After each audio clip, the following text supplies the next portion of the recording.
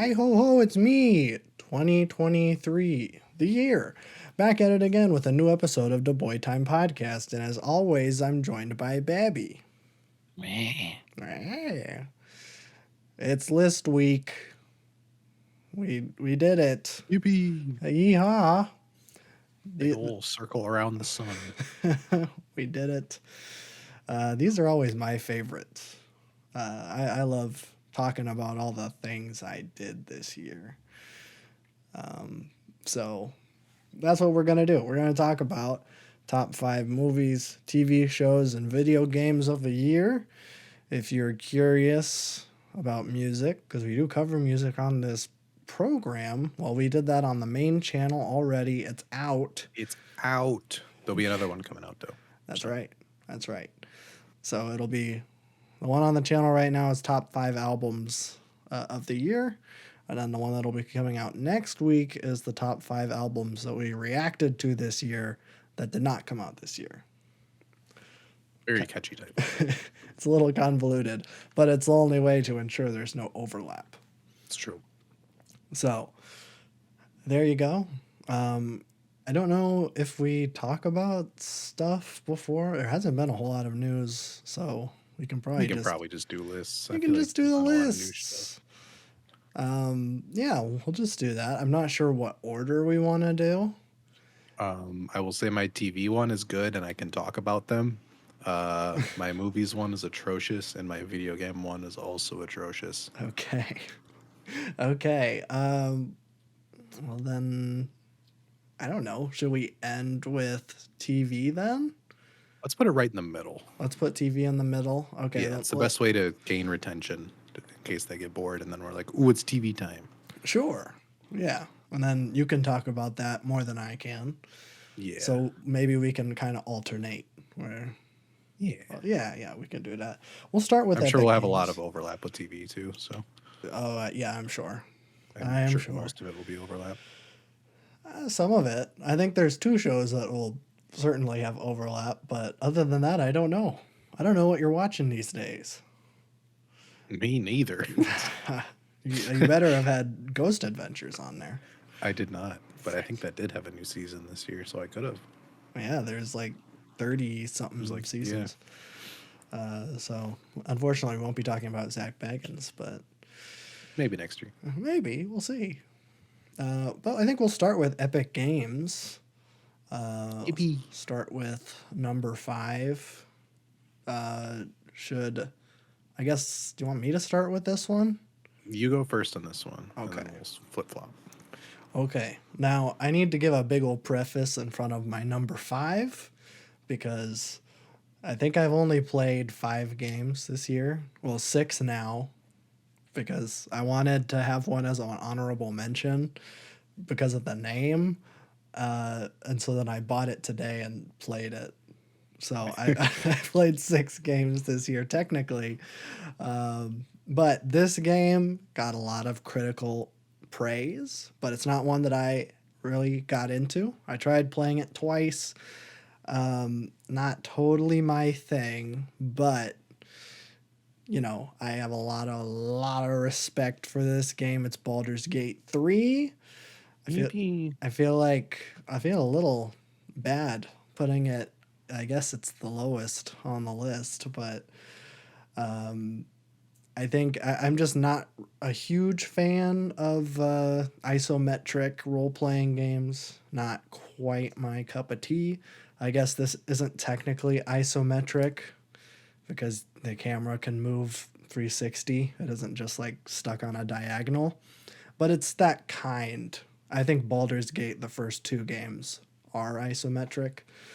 So, yeah, not totally my cup of tea, even though I do enjoy D&D, but and this is what makes me a bad DM is that I don't really like fantasy that much. So, I think it's a not very interesting setting, not a whole lot of nuance. So whenever I I like run, Fallout. I like Fallout It too. gives me all that stuff, and then it's still a little bit grounded. It's yeah, and that's the thing too with Fallout, which I guess we can talk a little bit about, is that it had I think there is a lot of fantastical elements in Fallout, but there is There is this like dark, gritty seriousness under it, like a lot of social commentary in it, but it's also unbelievably silly at times too. Yeah.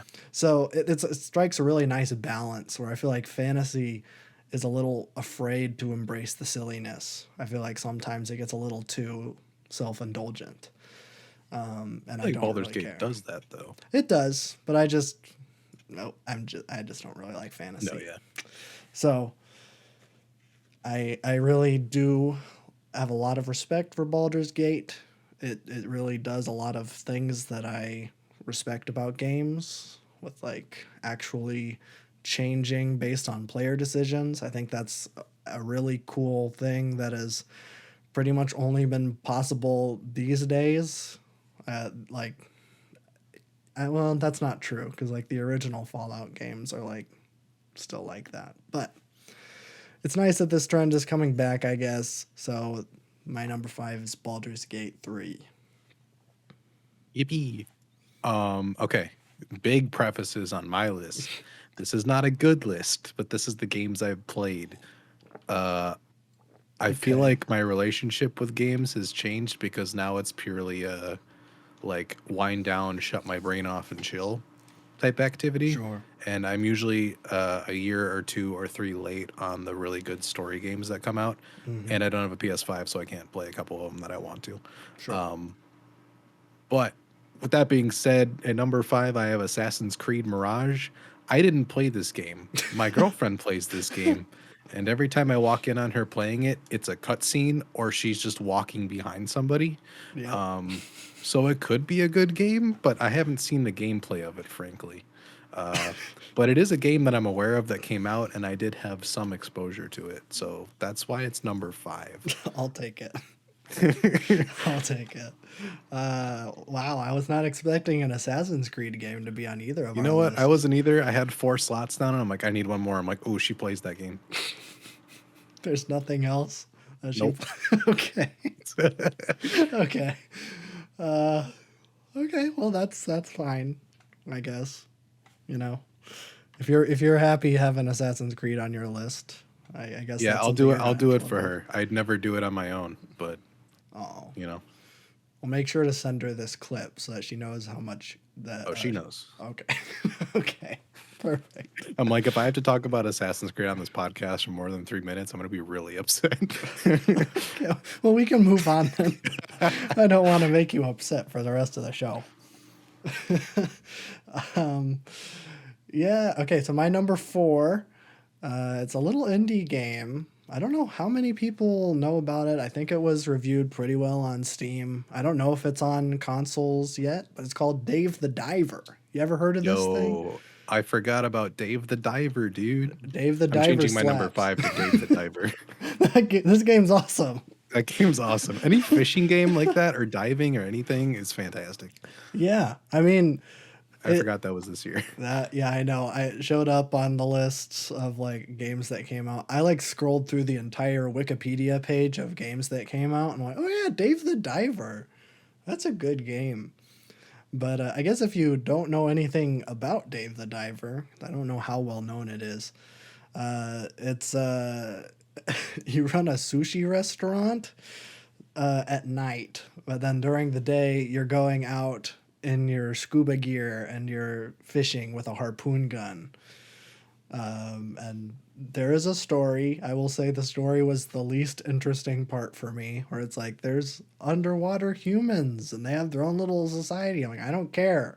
I just want to fish. I want to fish. That's all I want.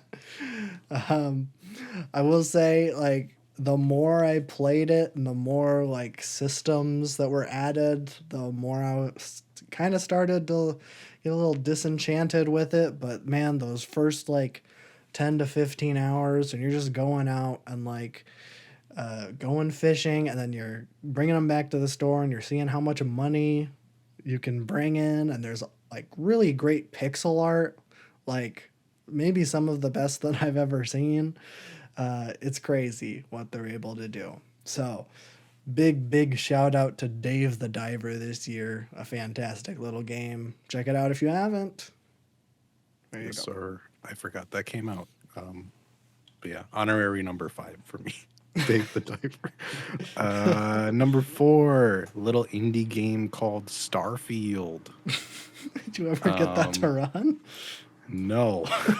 Okay. This is a game that I think I'm gonna really like, but the Xbox Game Pass PC port seems to be broken for me for some reason. That could be a combo of Windows 11 and using a widescreen monitor. I feel like No. both of those things are hinged against me when it comes to playing video games because I have a lot of issues. But when it works, it looks fantastic. I played maybe the first 20 minutes of this game. It definitely had the old school Bethesda feel, which I Yeah. like. I'm a big fan of that stuff. So even with the little glitches and you start the game and immediately the person that you need to follow walks so slow and your character's so much faster. Yeah. I'm like, I'm definitely playing a Bethesda game. I'm glad they didn't change their charm at all with it. Uh, I do love the character creator. I made a 1-to-1 Saul Goodman and then the game crashed and ruined all of my progress. So then I just made like some random guy. Aw. Uh, yeah. But I mean, maybe this will be one that I can include on my list next year. I do want to get it working, um, Mhm. because I have been wanting to dive into like another RPG type thing. Sure. But I just haven't had the time or energy to like figure that out. But that also rings true with Bethesda games in general. You got to work for it a little bit. New Vegas is unplayable without mods. Yes. Not because the game's bad, but because like the PC port is so abysmally like horribly horrible that it just doesn't work on most systems. So Yes. yeah, but I'll give an update on this game probably next year if I remember. Uh, but I gotta put it on number 4 still because I am interested.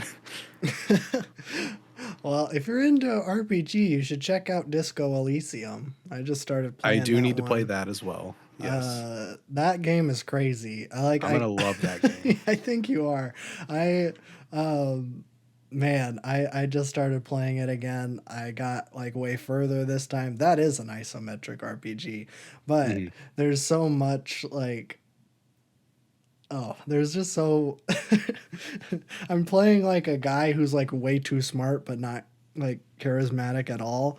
And like the thing that's really great about that is that like your attributes don't just affect speech or like, combat. There's no combat in the game at all. It also affects like, well, your different attributes will be like they'll speak to you just randomly throughout the game, and because I'm really smart and like my encyclopedia skill is really high, I'll just be walking around and then I'll get like 10 pages of a description of like some random item that like comes up. I'm like, no, this is the worst decision I ever made. I shouldn't have put all those points into encyclopedia. But yeah, so I'm really smart and quiet, but I'm also a communist ultra feminist guy. So that's pretty Just like cool. me for real. Well, yes, but I'm also learning advanced race theory, so I might be Yeah, racist too, so I don't know. interesting. Yeah. This guy's political beliefs are a little all over the place, but that's what's fun. You can just go off, make like the most radical guy in the whole world, and both sides. It doesn't matter. Yeah, yeah, I definitely need to pick that one up. Um, I'm hoping once I move, and we have our desks in like a separate room, so my desk isn't in the middle of my tiny apartment. I can Yeah. actually like focus on a storytelling game or like an RPG. So Yeah. that's definitely high on my list. Yes, it's a good one. It's a good one, and it took me a very long time to get into it, but not on this list. It came out like 5 years ago or something. Yeah. My number three. This is gonna be maybe surprising to some, but my number three is Spider-Man 2. I know. What could possibly be above it? Well, the answer may surprise you. Uh, Spider-Man 2, I liked it. I think gameplay wise, this is the best Spider-Man game, but the story is a little weak. Cosmetics are weak. Not gonna go into that again, but it's important to me. This game probably would have been my number one if not for two others, and I'm a little embarrassed of what number two is. But when I I'm was embarrassed of the entirety of the rest of my list, so it's okay. okay, well, you're not gonna like my number two. and that's fine. Um, and that's okay. But Spider-Man 2, I think it's still worth playing. Definitely, it's fun. It's a fun big blockbuster game, which I'm not usually a huge fan of, but when it's a Spider-Man game, I'm in. So check out if you haven't heard of it, you should probably check it out. Nope. Listen to the podcast, maybe. Well, yeah, Idiot. that too. I have been talking about it a lot for like a month. So there you go. Spider-Man 2 is number 3. Well, probably should have Epic. moved it up. Yeah, maybe. Oh, I'm realizing I have a lot of issues when it comes to numbering going forward.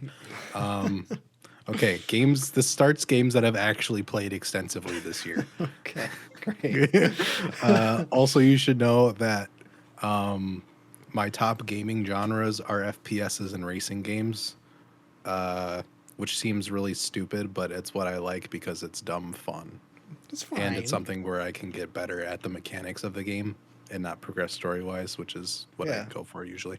Number 3, I have the new Forza Motorsport. Oh, This is free on Game Pass day one, which is sick. I've been loving Game Pass. I feel like Game Pass is my savior when it comes to actually trying new games because I'm a lot more inclined to just download something and try it if it's on Game Pass. yeah. And the port works, which That's what you sometimes want. happens, sometimes doesn't. Yeah. But the game's pretty solid. It's mostly a competitor to like actual racing sims, which I don't have a lot of experience with. I just got my wheel this year. Like So Gran Turismo yeah, like that kind of stuff, like from iRacing, and that's a little crazy. But from gamer to racist. from gamer to racist, I'm a racist gamer this week or this year. Uh, it's pretty good though. I mean, the driving mechanics are really great. I feel like it's a field where I haven't really like played racing games that require you to actually know all the mechanics of racing and the vehicle and the tracks. But it's a 1-to-1 for real courses across the world, and it's all weather operated. So as you race, the time of day changes and blah blah blah, all that kind of stuff. So it's really cool to kind of get into something new where it's not just like a Need for Speed style, because that's usually what I do when it comes to racing games. But this one's a lot more involved and it's a lot more kind of practice and learning. Which when it comes to games, I love learning mechanics and getting stupidly good at stuff if I can. Yeah. So pretty fun that way. The graphics are a little messed up. They're doing this stupid. A lot of AAA games are doing this now. They're doing this stupid like texture filtering where you can turn down the percentage of like your render resolution. Yeah. It makes the game look awful. So I had to play in settings for like 45 minutes to get it look good to look good. And that's like a thing with most AAA big games now, and it's annoying. But I mean, that's just gaming industry aside. A lot of the cars are ported over from Forza Horizon 5, which is fine because that game has like one of the best selections of vehicles. But it seems like a lot of the same, and I wish there was more new stuff. It just seemed like a lot of it was like a reskin, which is also kind of how games work nowadays, anyways. So I can't, be too Yeah. angry at it. But overall, it's pretty decent. It's a good way to like kind of focus up on something and do something different than I usually do. I always love to get into the super expensive hobbies, which sucks because some people have like full racing sim setups and it's like crazy. But it does look fantastic on a widescreen monitor. I've been loving my widescreen monitor.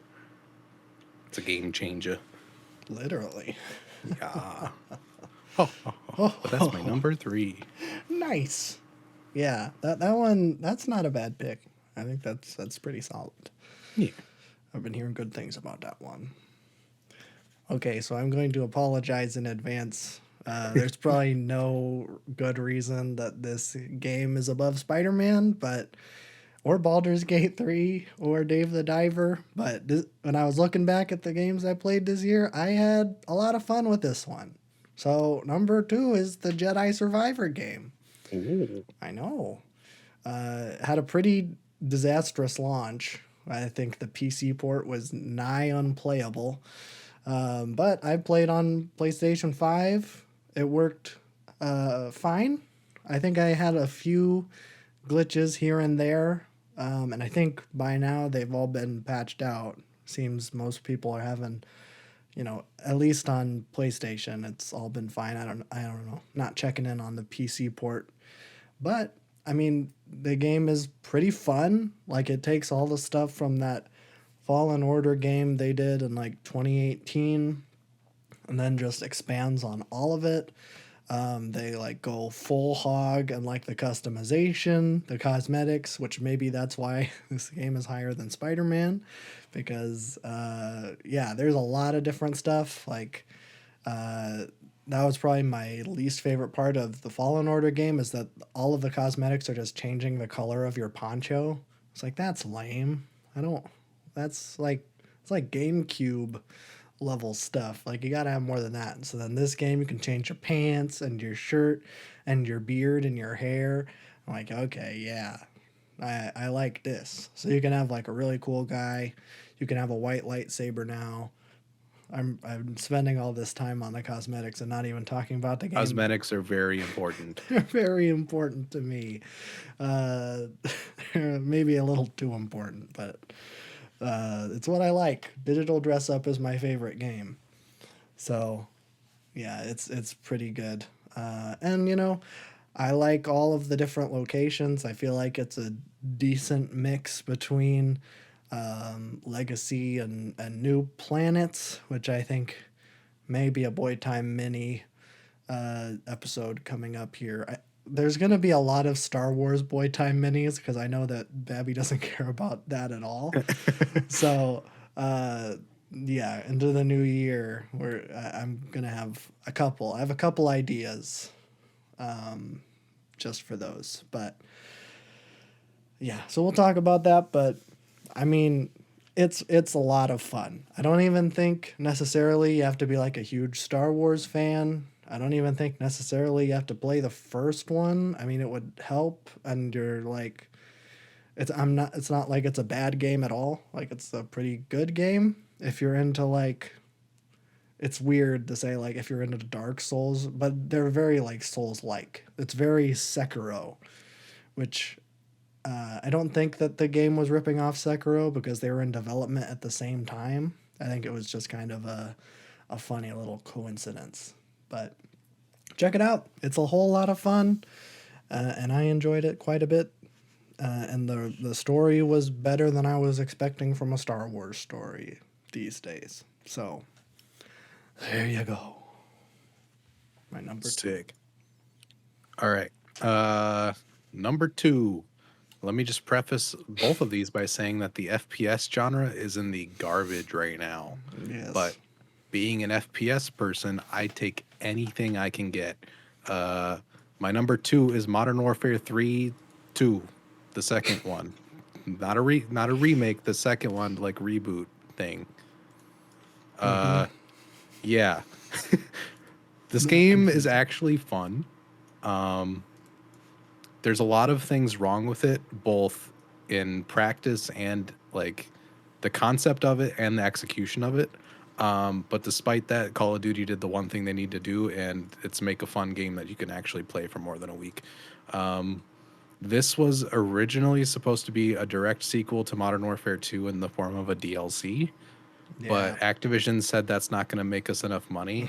So they gave Sledgehammer Games an 18-month calendar to create a $70 flagship Call of Duty title. That resulted in a 3.5-hour campaign that was utter garbage.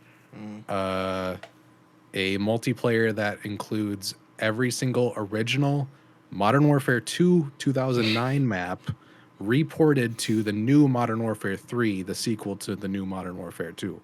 This is so confusing. I know. I love Donkey because every time a new Call of Duty comes out now, he like basically just talks about that, and it's perfect. And it's like all of his titles are like Call of Duty 21, Yeah. Modern Warfare 9 or something. Yeah.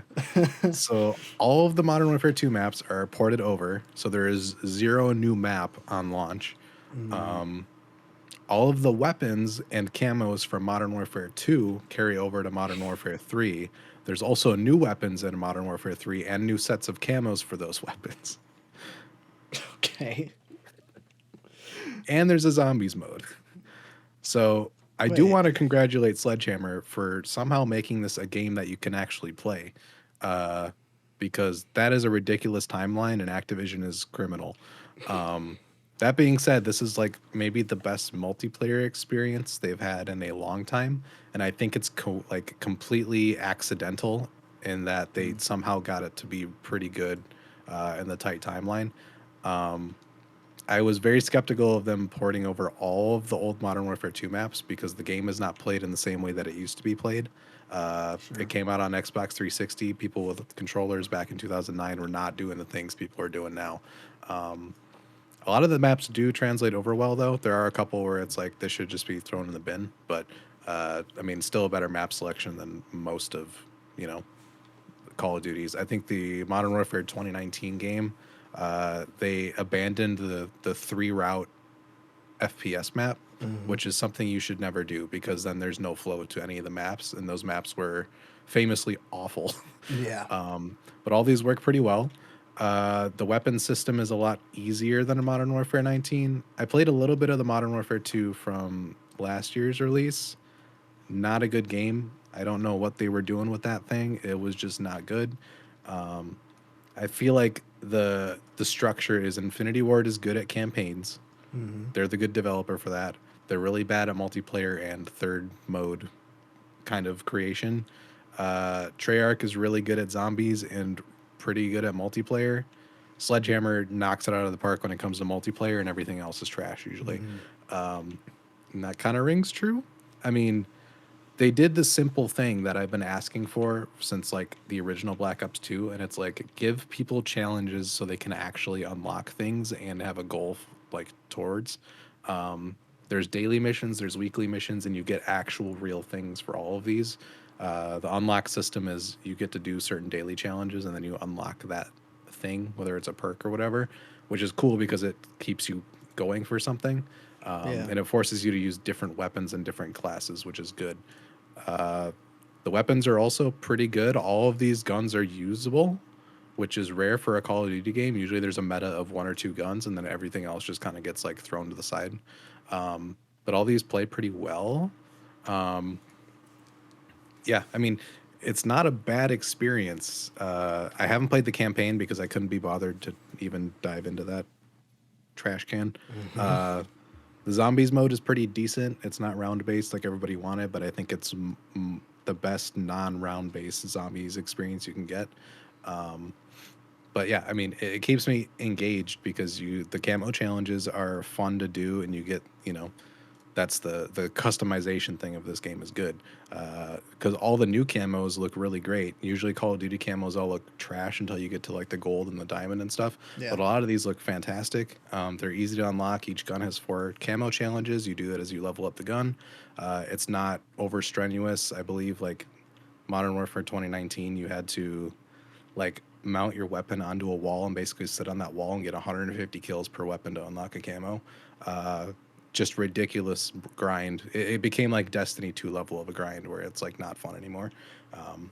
But this one seems to know where the players like to actually kind of how they like to play and how they like to progress. So very good job there. This game is not worth $70. It's worth about 30. I think Call of Duty and Activision should just step back and be like, here's a free to play multiplayer experience that we will continue to update like every other FPS does. I don't know why they haven't done this model yet, but that's kind of the new way forward. Have a free to play multiplayer experience. You can do all the microtransactions you want and all the battle passes you want, but just keep it updating. Because this would be the perfect game to build it off of because it's the truest Call of Duty experience you can have in like the past 5 or so years. So, that being said, there's like a lot wrong with this game, but the core reason I play the game is, multiplayer, and that's pretty solid this year. So, pretty decent arcade FPS if you need to shut your brain off and shoot at things, Sure. like I often do. Yes. I think I've gone back to old monkey brain too. I'm just like, Yeah. Although my comfort is like 3D platformers, so like Respect. a little different. I just went Same concept though. same concept. I'm just chilling out. I was just playing Banjo Kazooie. Fantastic game. And it's Try something you get better at, not the game gets better at it for you. yes. Yes, that is true. And I gotta find all the little things. I love Yeah. collecting things. I love collecting. Unfortunately, there's no different backpack colors for Banjo. Unfortunately, otherwise it would be a Unacceptable. masterpiece. But do you have any honorable mentions for video games before we get into number one? Um, I don't know if I do. Is there anything I didn't? I want to get a PS5 or an Xbox so I can play some of the new games. I think I want a Sure. PS5 so I can play the new PS5 games, but Yeah, I don't want to pay for a PS5 because it's going to sit there for like most of the time. that's true. I do want to play the new Cyberpunk DLC.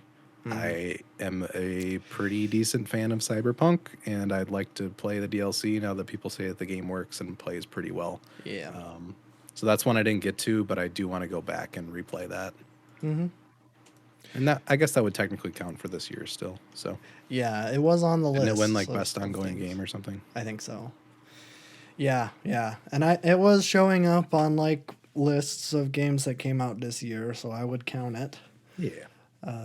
My honorable mention is yeah, you want those games, right? So here you go. Now let's see you clear them. Perfect. Just the best game 10 of out all of time. 10. Yeah, so I guess for those who don't know what this game is, it's by Monkey Craft Co. Limited, which are the people who make the Katamari Damacy games. Uh, they took all of the games from like those mobile game ads you see all over the internet and made playable versions of those ads on Steam for $10. Mm, So, yeah, you want those games? Here you go. Now, let's see you clear them. It's not very fun, and I've seen some people in the reviews be like, "It would this game would be a whole lot more enjoyable if the mini games were fun." And I'm like, I think that's kind of the point, where it's kind of like oh, it looks fun when you see the ads, but then if you actually played these games, they're kind of trash. So I don't know. It's more commentary on the mobile game industry than it is an actual game, but it probably has the best title of any game that has ever come out in the that's history true. of the world. So, yeah, I will say you can definitely tell it was made for mobile because like the mouse controls are awful. I had to play with like a controller, and when you do that, it's just like a little cursor that goes to like all the things you can click. And I'm like, oh, this is not good. So I will say, does not feel the best to control, but I don't. This is not a serious game I'm talking about here, so yeah.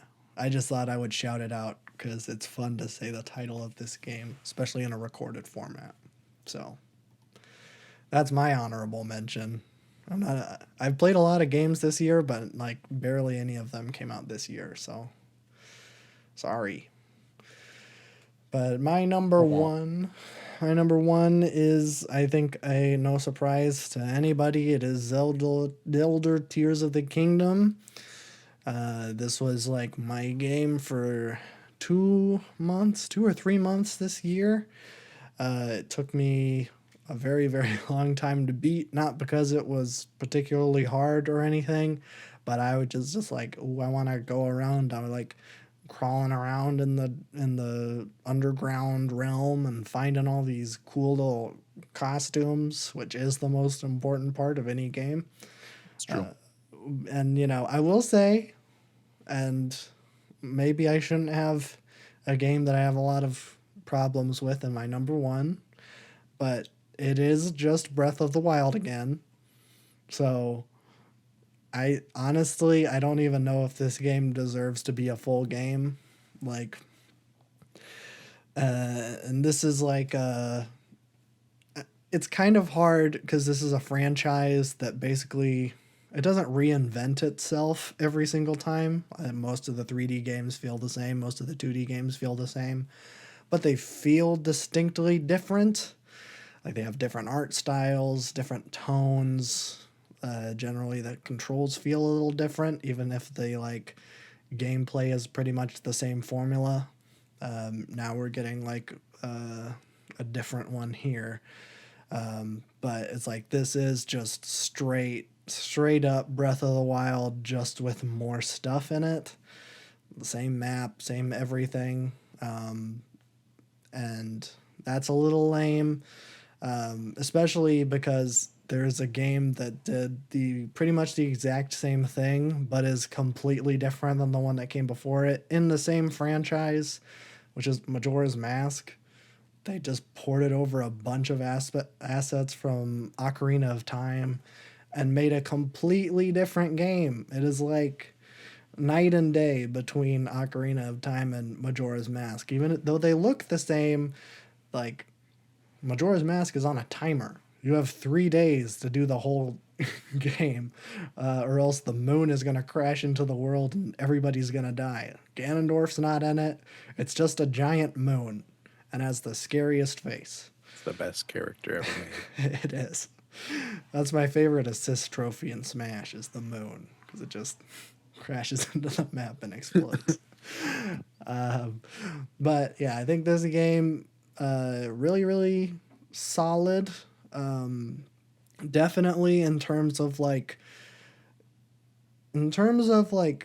enabling player creativity, I think this is definitely a landmark game, especially in like you can like build things like the vehicles, but then that there you can build solutions to puzzles and you can build weapons and arrows. Like everything is so customizable.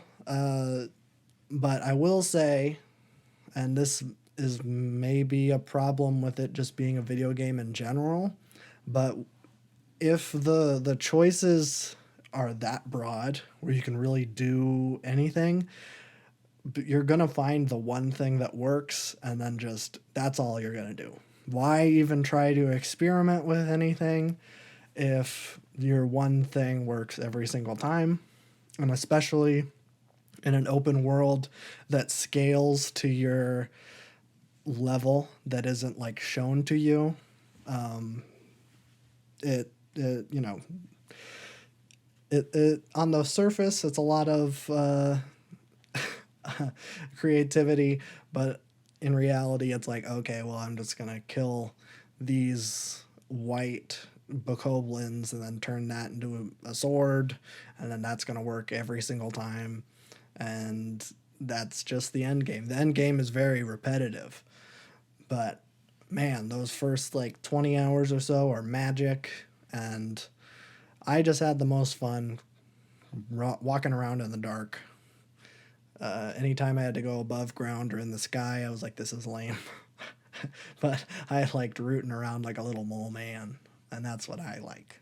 So maybe it shouldn't be number one, but it was the one that I played the longest this year. I don't even think it's like my favorite game that I played this year, but it's my favorite game that came out this year, which I don't know. I don't know. I just, this was a year in terms of gaming I was not super into. Like the big ones that I were anticipating, Spider-Man and Zelda and Mario, kind of disappointed me. So I don't know. Yeah, it's a little unfortunate. But that being said, Zelda is definitely the best game that I played that came out this year. So that is why it is there. So there you go. That's my Yippee. gaming list. Sick. My number one is Counter-Strike 2. Didn't know this thing was actually going to exist until it happened. And then I was like, whoa. It's pretty good. I'll go over a lot of the issues with it because there are issues with it. I like how we both had number ones. I know. And then the entire time we're just going to be like, okay, well, here's what's wrong with our number Yes. one. This I think this says more about games in general right now, Yeah. but you know, um, yeah. So this thing kind of came out as a beta for a while. Um, I'm giving it number one because of it's obviously going to be an ongoing game for a very long time, and I see a lot of promise in it. Uh, Basically, it's in the Source 2 engine, which is a massive, very much needed update. Everything looks fantastic now. The maps are all redone. Everything looks great. Uh, no new map yet, but I feel like it's Counter Strike, so there's less of a, you know, pull where you need a new map right away. They did bring back a couple that have been out of the rotation for a while, but it looks gorgeous. The new engine is fantastic. They definitely streamlined a lot of things. It's now first to 13 instead of first to 16, which I think for casual and like more casual people that play that game is perfect. That is exactly ripped from Valorant, and I think it works well because it doesn't. There's always like a midpoint in a long Counter Strike game where like it goes on for a long time, Yeah. and I feel like the sequencing of it started to get a little bad, especially since there's going to be like 3 eco rounds since the economy doesn't work the best in 16, in first to 16. But they did that. They updated the buy wheel so you can now pick guns for certain slots. It's a lot easier to navigate. So a lot of really great quality of life updates. That's basically what this game brings is like huge quality of life updates, huge update and overhaul of the graphics and the UI and everything like that. And with a game like Counter Strike, that's mostly all you need, because I mean Counter Strike is so incredibly unique that you don't really need anything too crazy or jarring, considering your core gameplay is some of the best you can have with an FPS. The issues, it came out fully, I think, in September, which is pretty much on the timeline they said it was going to. But I don't think it should have because Mm. when you release a game fully, you expect there to be more content added to it, and there's not. The game is the exact same as it was in beta, except all the maps are released now. But there's been no operation. They didn't even release a new case when it came out, which is the least Valve thing they've ever done. Yeah, there's been zero anything when it comes to that for a while. But they've been doing constant bug fixes and stuff, so it feels like the game is still in a beta state.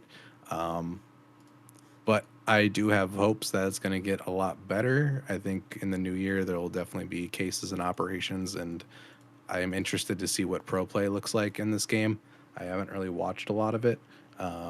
I don't know how well along they are in like big tournaments when it comes to the new game. I think another I could go either way on this, but when CS2 came out, they closed Counter Strike Go, so you can't play Global Offensive anymore unless you go in like the versions tab on Steam and go back to it. Mm. I think that's to get everybody on the new engine because servers are expensive, and if they had to like control servers for both games, plus it's to get your player base all on one track. Yeah. So it makes sense. I know a lot of people were sad about that. I'm like, I don't really care. Uh, I've been playing that game for years of my life. I'm kind of done with it. I want the new updated version. But it's pretty good when it comes to like FPSs. Counter Strike is still, you know, up there with the best of them. I think right now it is the best one out, despite there not being a lot of content for it. But Valve did something smart. They took a lot of the stuff from Valorant that Valorant did well, and they ported it over to the, you know, father of that kind of FPS genre, Mm. and made something pretty decent. I think I'll have a lot more nice things to say about it once we actually get new content and there's a new operation and there's new game modes and new maps and stuff like that. But I think this is a game that's going to be built on for like the next 10 years or so, given how Valve likes to do that stuff. But Yeah. that's my number one. Nice. Well, then I guess that'll be our gaming list of 2023. What an exciting list. Yeah, I don't think our number ones were surprises to anyone, No. probably. At least those who listen to the podcast this whole year. which I'm sure someone has. But yeah, that was kind of a disappointing year. Not a whole lot of big, great games. I think really the only one that to really make waves was Baldur's Gate. Respect. Big respect to Larian Studios. But maybe I'll go back and play it someday. But maybe not. We'll see. I think we'll move on. TV show list. Now, this is the one where I have. It's not a bad list, but I didn't watch probably all that I should have. I wanted to watch Barry. That didn't happen. I also didn't watch Barry. That's the only one I missed, I think. I didn't watch Barry. I've been hearing great things about the new season of Fargo. Oh yeah, I forgot season 5 is out for that. Yeah, it's like at a 97. We were just talking about how like she hasn't seen it, so we are gonna like watch the movie and then maybe dive back into that. It's a great movie. The movie's great. Yeah. I think I recently just bumped the movie up to 5 stars. That is. I feel like it's my favorite like unofficial Christmas movie. It gives like Christmas holiday vibes. Just because it's snowy. Yeah, I don't know. It kind of has that same feel to it. Yeah, I suppose because I feel like every Christmas movie is set in the Midwest. Yeah. So exactly, it's got that kind of homey feel. Yeah. Yeah. They're always set in like Chicago, but then they're filmed in LA, and then they just put fake snow everywhere. Although I think Kevin McAllister's house is in Chicago, so. Yeah, I think it is. It's in like a really rich neighborhood. Well, of course. Have you seen that house? Yeah, it's crazy. He has like 12 siblings, including Roman Roy. Yes. Have you seen Home Alone recently and seen little baby Kieran Culkin? No. It's weird. It's really weird. He's only in like the very beginning because he's like, I don't know, 4 or 5. Like he's really small, but he has like big nerd glasses on. I'm like, that's not Roman Roy. That's not what he looks like. But it is kind of fun. But I'll have you start the TV show list. Sick. Number 5. All right. I watched a lot of banger TV this year. I'm glad I actually have a list of 5 things. I watched a lot of my favorite TV shows this year. We watched the entirety of Adventure Time and Distant Lands and the entirety of Twin Peaks, which back to back was just incredible. So at number 5, naturally, comfort show, the new seasons of Bob Burger. I think the second half of season 13 and then the entirety of season 14 was this year. That show, it's pretty good. There's definitely highs and lows of it. It's hitting that point in an animation show that goes on for a certain point where they're starting to do more serious themes and a little bit more character driven episodes, which usually I'm a fan of for animated shows. Some shows do it a lot better than others. I feel like the show holds this unique kind of adult animation area where they can do both pretty well. I think the characters hold up a lot better than like a Family Guy or like an American Dad, where it's like these characters are made just to be like super stereotyped and have no depth. Yeah. I feel like Bob's Burgers is able to do that, but also like weave really good story beats into that. So a lot of the newer episodes, they're definitely a lot more focused, but there's still some humor there. I mean, the concepts of the episodes are still fresh and new. I think the show holds the record for like the most Thanksgiving episodes I've ever seen in my life. There are like 8 of them, but they're all pretty decent. I think they just released their Christmas episode last week, so that was pretty good. I think the season 14 is still ongoing. I don't know how much time there is left or how many more episodes is left in that. But it's always a comfort show. That's what we throw on when there's, we don't know what to watch, and it's kind of just like something to have on in the background. Sure. But I think we watched all 14 seasons of it last year. It's one of those where you just kind of leave it on and it just plays. Sure. But you got Kristen Schaal in it, which is fantastic. Yeah, she's great. John H. Benjamin does fantastic. Yeah, so really great. Uh, it was really interesting because we were watching Adventure Time, and I think two of Jake's kids have the same voices as two of the Bob's Burgers kids, which was Well, really weird. isn't Mabel's one of them, isn't she? Yeah, Mabel's one of them. Yeah. And then the voice actor for Tina, I don't remember his name, but he's also one of he's Kim Kil Hwan, I think. Oh, all right. Yeah, I forgot or that. something. Yeah. Yeah, but that was interesting. But yeah, that's my number 5. Check it out if you just need some easy TV. I'm not all Yeah. about the artsy stuff over here. I like normal things sometimes. Sometimes. um. Well. Okay. Yeah. My TV show list. I'm gonna be very upfront. I think it's going to be unpopular. The way that I ranked things, Okay, okay. it's gonna be a little crazy. In fact, I just changed one of them as you were talking because I forgot that one of them came out, and that is this one. I booted what was in number 5. I'll talk about it in the honorable mentions category, but my number 5 is Fiona and Cake, the That's Adventure Time my spin. number 4. So do we just want to like tackle it at once? We can just tackle it all at Yeah. once. It'll be great. I don't think, yeah, this was one that we like never officially like talked about. It wasn't like a Hmm. bullet point. I think we talked about it like a couple weeks ago. Just like, oh, what did you think about it? Because did you watch it? It was just like a little whatever off the cuff thing. But yeah, very, very good. I mean, we've talked about this before. Adventure Time, one of the like best shows in terms of world building. I think I can confidently say it's the best animated show ever made, but that's me.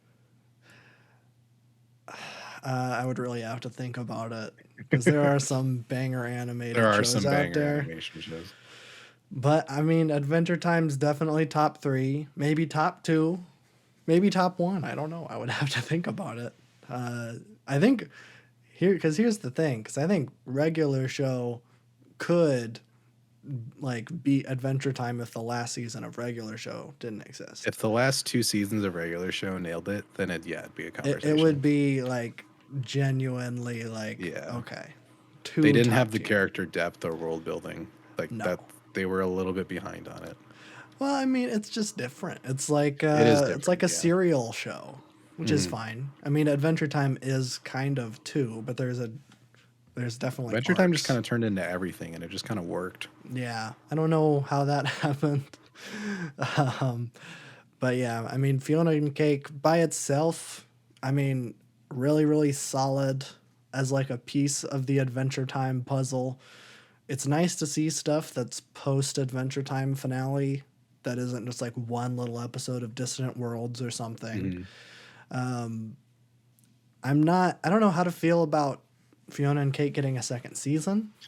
Yeah, that's the only thing where I'm a little iffy about, but Yeah.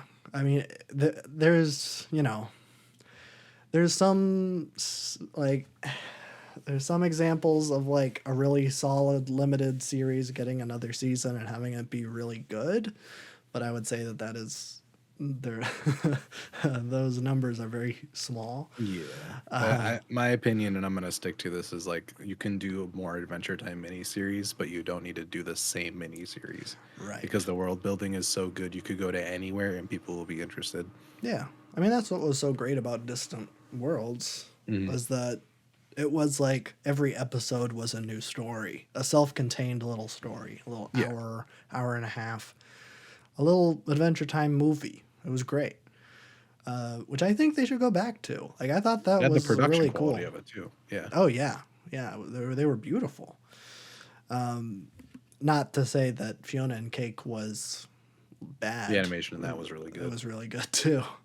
When Max decides to make animated shows instead of canceling them all, they look really good. They do. Cartoon Network still puts out good stuff every once in a while. Yeah, the golden era is over, but it's still there's still some pumping out. Yeah, but I I just think wish Close Enough existed still. I do too. I do too. I don't know if there's even box sets of that. Is I it? don't It's. know. I don't want to say it's lost media because Not yet, but someone definitely has rips of it 10, 15 somewhere. years, maybe. It's definitely sitting on a Google Drive somewhere. Yeah. You can just find a link on Twitter somewhere where it's like the devil and the Jesus photo, and the devil's like, "My children will just wait until it's available on Macs," and then Jesus just has a Google Drive link. You know what I'm Yeah, talking about? exactly. I think it's acceptable for this show because the streaming service taketh, so you should giveth Yes, I it think to so. yourself. Yeah. Yeah.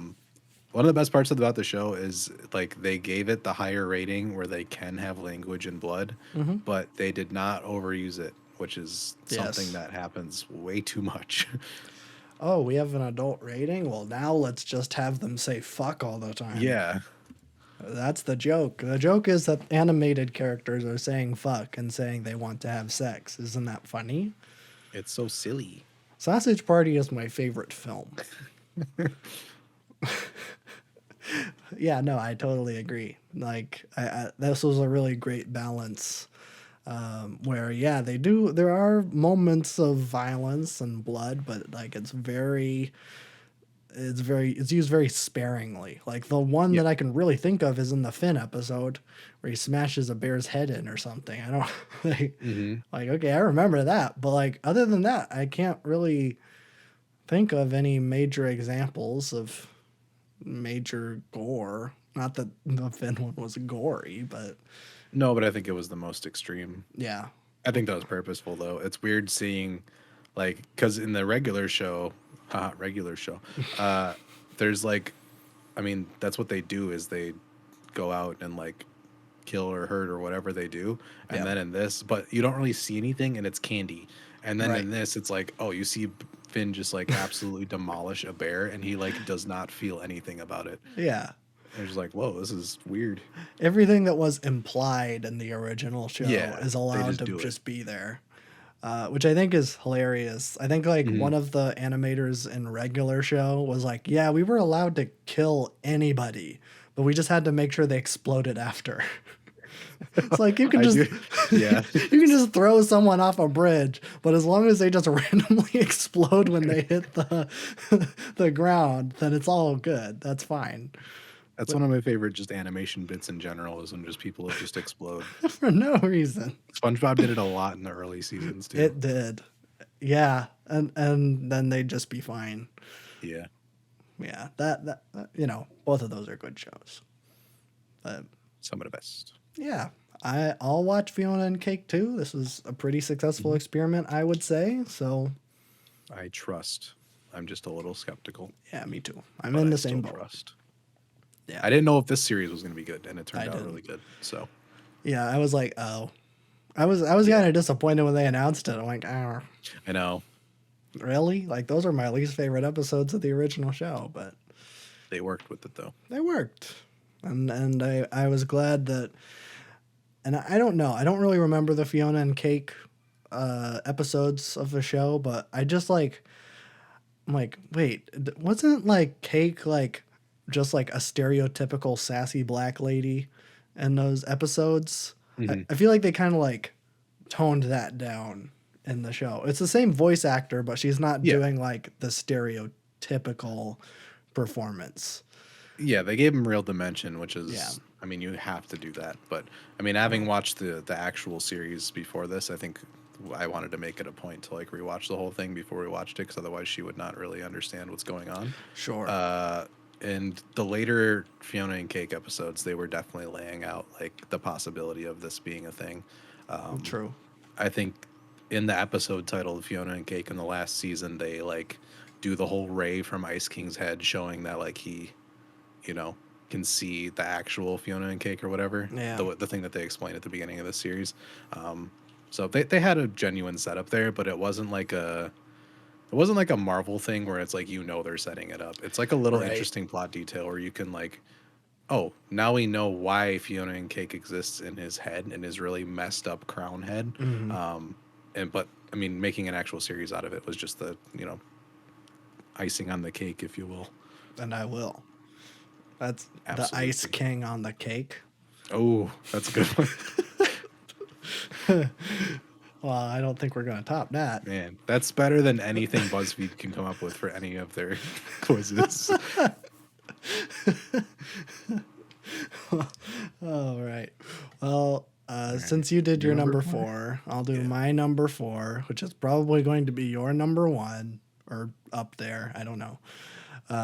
So sorry in advance, but Succession season 4 is my number 4.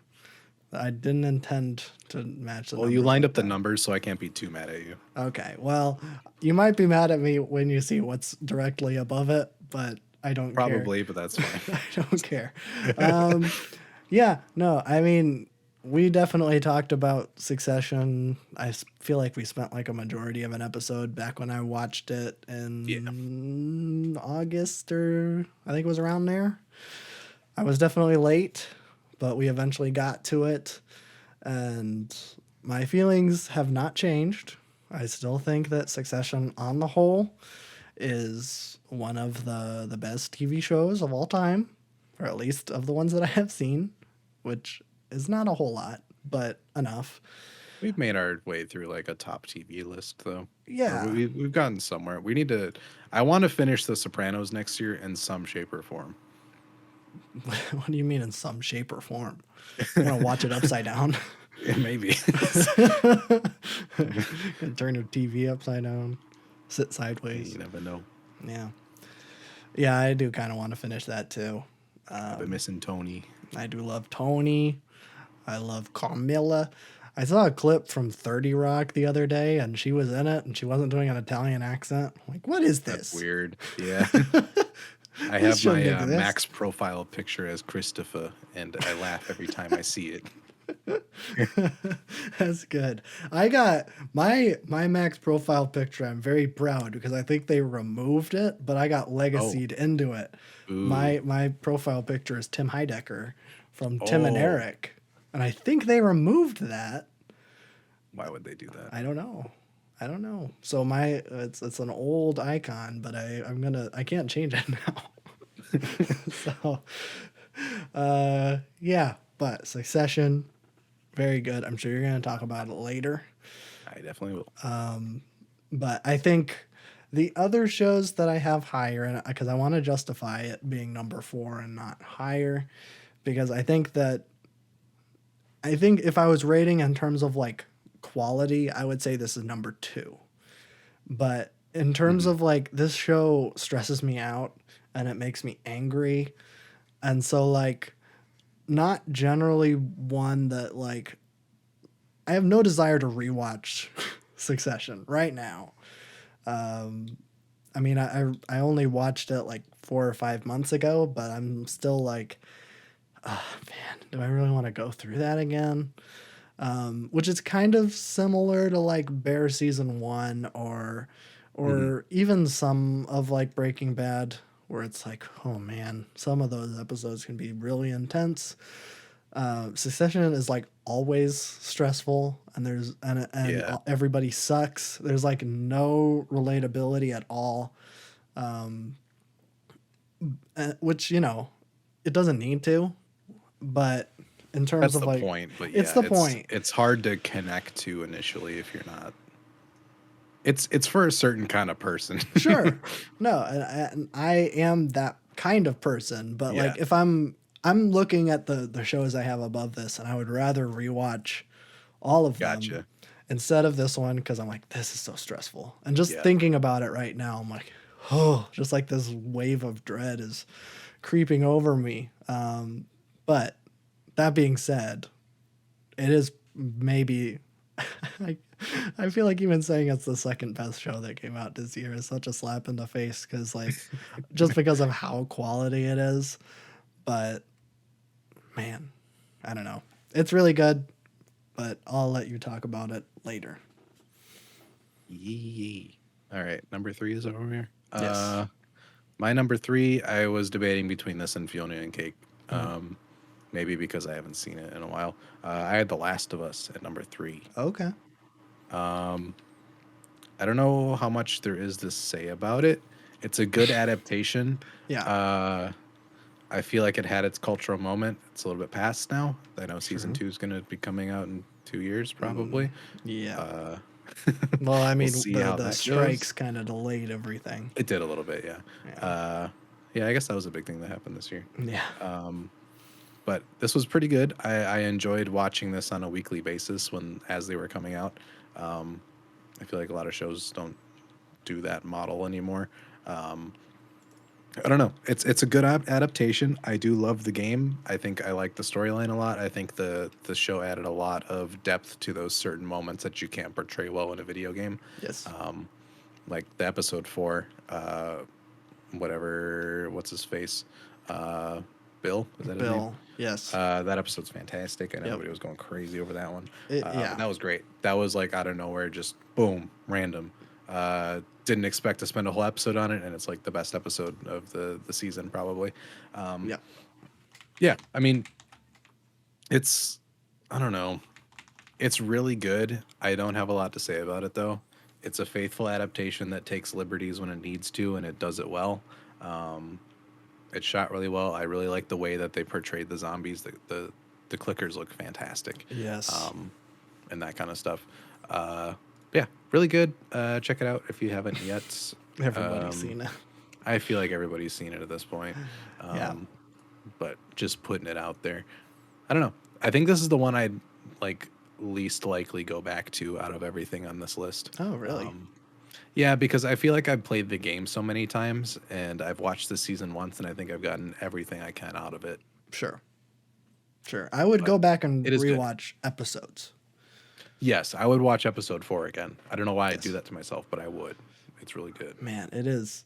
I'm going to talk about it later, but it is probably my favorite episode of television this year. Gotcha. So I would go back and rewatch it. But yeah, I'll talk about it a little later. My number 3, I just want to say I'm sorry to everybody for putting this above Succession. It's always good.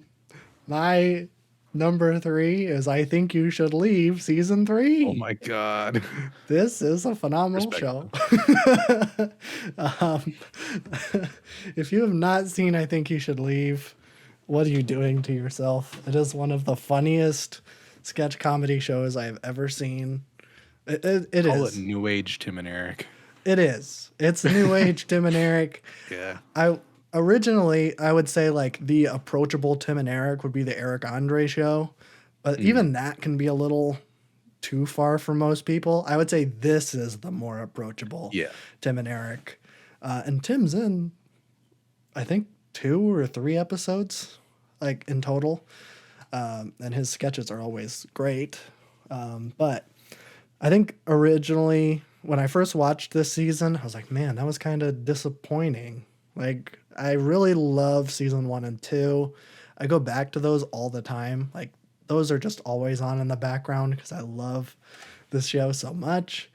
And when this season came out, like, that was kind of disappointing. But then I went back to it, and holy moly, I think the driving crooner is maybe one of my favorite sketches of all time.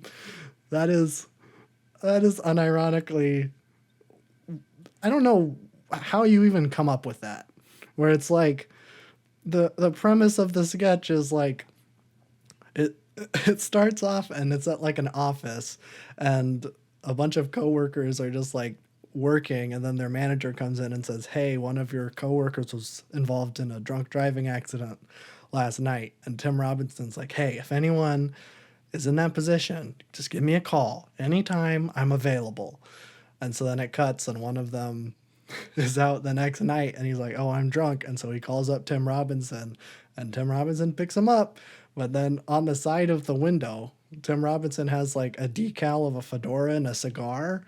And he's like, he just goes around and like drives next to people and acts like he's smoking a cigar, like an old 1920s jazz crooner. And I'm like, what? How do you even come up with this? It is the dumbest thing I have ever seen in my whole life, but it is the funniest thing. Because then like he gets really mad when people try to like drive faster so they can tell that it isn't a real cigar. And there's like frat guys that pull up and threaten to kill him they just hate the driving crooner so much. I'm like, this was a sketch about drunk driving, and now it's about something completely different. It is like the freshest take I have ever seen in sketch comedy. So, man, like seriously, if you have not seen this show, like check it out. It's fantastic. It is so good. I love a good sketch comedy show. I mean, Tim and Eric is probably one of my favorite shows of all time. I feel like that I is a feel like a lot of weird. Zoomers need to go watch Tim and Eric because I feel like it's pretty spot on for the way humor has evolved for this generation. It is. It is. And, you know, it's really cool seeing like Tim and Eric be like the grandfathers of like, or not even the grandfathers, but just like seeing them like co-sign a bunch of like young comedians in the Yeah. same way that like Bob Odenkirk and David Cross did that for them. Like it's cool to see them be like these architects of what comedy is like now, especially like this Zoomer new age post irony like wave that we're in right now. Uh, like that is straight up Tim and Eric. All of those like fake commercials and just Hmm. everything, fake game shows. There's so much in that Tim and Eric awesome show that is so good. And even Beef House. Beef House is I one of the love best Beef shows of all House. time. I'm still sad that Beef House isn't coming back. I'm sad that it's not on Max. That one was another That one that's too. just I'd love to gone. rewatch Beef I House. would watch Beef House every day. Beef House is one of the best shows. Um, but yeah, so really cool. It's nice to see like an up and coming comedic talent that is just genuinely so creative and talented at what he does. And it really just seems that like Netflix is just like, here you go. Here's a bunch of money and you can just like make whatever you want. And like that is so cool to see. Not that like I'm not going to praise Netflix as like a company, but it is cool to No, see yeah. them supporting. Not that he's like Something. something, yeah, you know. And he's not like a complete underground guy. He was on SNL, but I don't think anyone remembers him. He was barely on it because like I don't think the writers really knew You're what not to do supposed to with be him. funny on SNL. Well, He yeah. broke the golden rule. It's weird. I've seen like clips of him on SNL and like he would make like the hosts feel weird just because like they didn't know what he That's was fantastic. doing. Like, okay. He was just like ahead of the curve. Yeah. So yeah, very good show. If you are curious and you're like, what is the show even about? Check out the like prank episode or the prank sketch where he turns into an old man. That's probably my I favorite think that's sketch on of like all the time. first or second episode. It's so good. I also love the hot dog one. One Oh, of my that favorites. one's good. Oh, but yeah, in terms of like the best sketches this season, Driving Crooner, the zip line one is fantastic. Oh yeah, I love it. That one's great. And I also love I think it's the last sketch of the last episode where it's like Frankenstein's chick. This you'll know if you know. I'm not gonna go through that one because that one's a long one. But yeah, I don't know. I rather watch I Think You Should Leave than Succession. I'm sorry. I Succession feel is like better that should be than the normal person's answer. well, Succession is better than I Think You Should Leave. But this is a list of what I liked, and I like this It's show a it's lot. it's two shows full of talking. It's just different talking, you know? Yeah, very different talking. But that's my number 3. Epic. My number 2 is a silly little fun show called Da Bear. Wait, did you do your number 3? Oh, is that? Did I? Oh, wait, Yeah, I did. you It was did. Last of Oh, Us. okay. Okay. Yep, we're on track. I'm like, did I? I forgot. I already forgot about The Last of Us. But yeah, Da Bear number 2, season 2. When did the Yes. first season come out? Season 1 came out last year. Okay, I think they were pretty tight turnarounds. Yeah. The show is fantastic. We finished it like 2 hours ago. Oh, Um, Yeah, I Oh accelerated it a boy. little bit because I'm like, I need to put it on my list. Oh I boy. knew it was going to be on my list by the time I watched like the first two episodes, but Oh boy. I I'm think we excited to talk watched, about it now. yeah, I think we watched like the first four or five, and then we dropped it for a while because we Mm, went on a crazy Twin Peaks binger, which nobody naturally. should do. Yeah, and then we returned to it like I don't know a couple weeks ago. Hmm. Finished season one, dove right into season two. I don't know. I love season one. Hmm. It's fantastic. Oh yeah. Season two is also great, but I feel like season one has like a classic TV season Mm. feel to it. I love I think it was like episode seven, where it was like so intense and close quartered for 20 minutes, and it feels like the episode just goes by like nothing. Oh, of season one. Yes. Yeah, that is like the most intense Yeah. I'm episode. pretty sure that's the episode that they pitched to get the show. Oh, probably. Yeah, and I'm it's like, like this has like pitch written all over it, a but it lot was of like amazing. long shots too, Hmm. where there's like 5-10 minute shots. It is crazy what they Yep, do in it's that all long episode. shots, but it's all close ups. And Hmm. I think when it comes to audio design, this show has the best audio design I've Ooh, heard in a long time. yeah. Just getting the atmosphere and the chaos of it through the different audio channels as you're watching it is amazing. Hmm. And even hearing like the first episode, you hear how the kitchen reacts and you hear just the chaos of it Hmm. compared to the last episode of the new season. You see like Right. how calm and clear the audio channels are. It's like really, really, really cool. Yeah. I think just like shot layout and like even soundtrack, audio, it's all fantastic. I think the characters is my favorite point too, because like, Mm. I mean, I just watched Twin Peaks where like the whole point is like we're making three-dimensional characters now, Right. but still kind of having a play on the, one-dimensional character. And then Hmm. you go into this where it's like these could be real people, Oh yeah. but they don't make it boring. They, of course, they have story beats that are still TV-ish, but they react like regular people would. My Yeah. favorite is like the professional chefs and everything, like being really tough and scary, but also still having a soul and being actual people. I feel like so many TV shows portray like these expert chefs as just like iron, stone faced, kind of like very serious people. Yeah.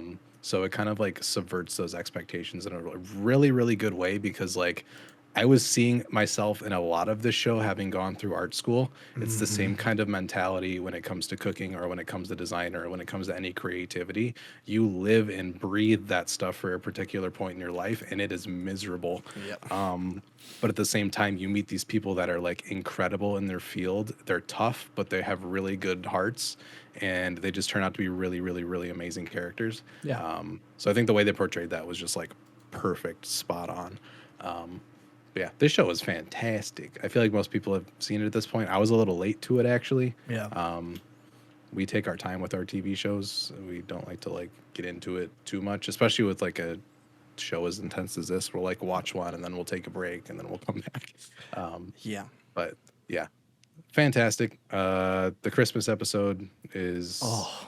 insanity. Oh I did man. not know that episode was an hour long when I clicked on it, and I'm like, oh my god, this is still going, and it's getting just more and more and more insane.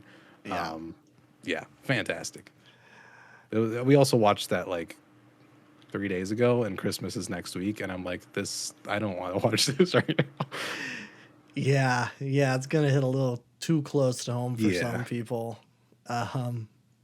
Yeah. I wish the bear was number two because then we could have talked about it at the same time. But exactly. unfortunately, the bear is not number two, Dun, dun. which I guess does spoil exactly where it I is. already knew it was going to be up there, so it's Yeah. fine. Yeah, my number two is The Last of Us. This one was the one that I like. I just enjoyed watching it weekly. Like it was just fun to Hmm. do that. Um, which is so lame. But obviously, big fan of the game. We did a whole episode by episode breakthrough every single week as we were That was watching it. fantastic. I wish That shows would was do fun. that more. Yeah. I mean, we could do that with every new Marvel or Star Wars show. Yeah, but that's not good stuff. Yeah, that's true. That is true.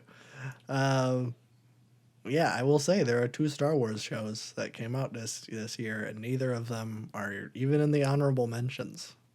Great. So, just gonna throw that out. That's where the quality is this year. But yeah, I mean, you already talked about it. Production design off the hook for this Hmm. show, especially creatures. Some of the best practical monster effects I have seen. There is obviously some CGI in there, but like the bloater's a real suit.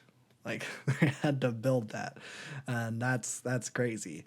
I love that like we're in the stage of prosthetics where like the old horror movies of the 70s that I love, like The Thing or something, they have great practical effects too, but there's that disconnect where it's like, okay, well, none of this is real. Like, obviously, like these fake heads don't look real at all. But now we're at a place where everything looks believable and it's so refined to the point where it's just seamless and it's like, is this CGI? And it's like, no, dude, this is like someone's in a suit, and that's amazing. And that's something that I think there are people that talk about that aspect of this show, but I don't see it praised enough because it is it is like a breakthrough. And that's what you get when you have that HBO money. So just phenomenal. Like you said, I loved how they took different story aspects of the game and really made it both like they obviously had to change some stuff for the show, but they didn't do it in like a lame way. Whereas like, oh well, the Bill thing that could have just been like a 5 minute thing where Joel and Ellie roll up, they grab a shotgun and leave. They grab a car and head out. And that whole section just could have been cut. But it's like, no, we're just gonna throw in this post apocalyptic gay love story and have that just be the whole episode. It's like, okay, I love that. It really felt like the first part of this season was just taking all of the like kind of lamer aspects of the game story and then just expanding on them and then just really fleshing them out in a way that you can't do in a video game, which is great. So like I guess both vice versa. If you've played the game and you haven't seen the show, and if you've seen the show and you haven't played the game, I don't think there are substitutions for each other. Like there's definitely aspects of both that you're missing from just consuming one of them. And I think that this show stands on its own as being just a phenomenal zombie show. And I think I saw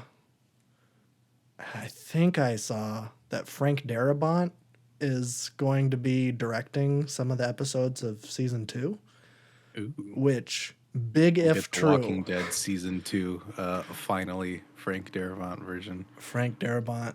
Yeah. I mean, I obviously know him as the Green Mile Shawshank Redemption guy, Yeah, but I mean Shawshank's fantastic. oh yeah. But it's cool that like these days he's just gone back to horror. That's how he started. He did like The Mist, and did he do the remake of The Blob? I think he did the remake of The Blob. But that's how he got his start. And then he started doing these Stephen King adaptations. And then he's like, I'm just going to go back to horror. And that's what he's doing now. Like, that's really cool. I like that. So, yeah, when season 2 eventually comes out, we'll probably do an episode by episode breakdown again. That was a lot of fun. That was a lot of fun. I'm So, worried for the second season, but I think it'll be fine, hopefully. yeah. I just pray whoever gets cast as Abby like has national security level you know, on her at all time.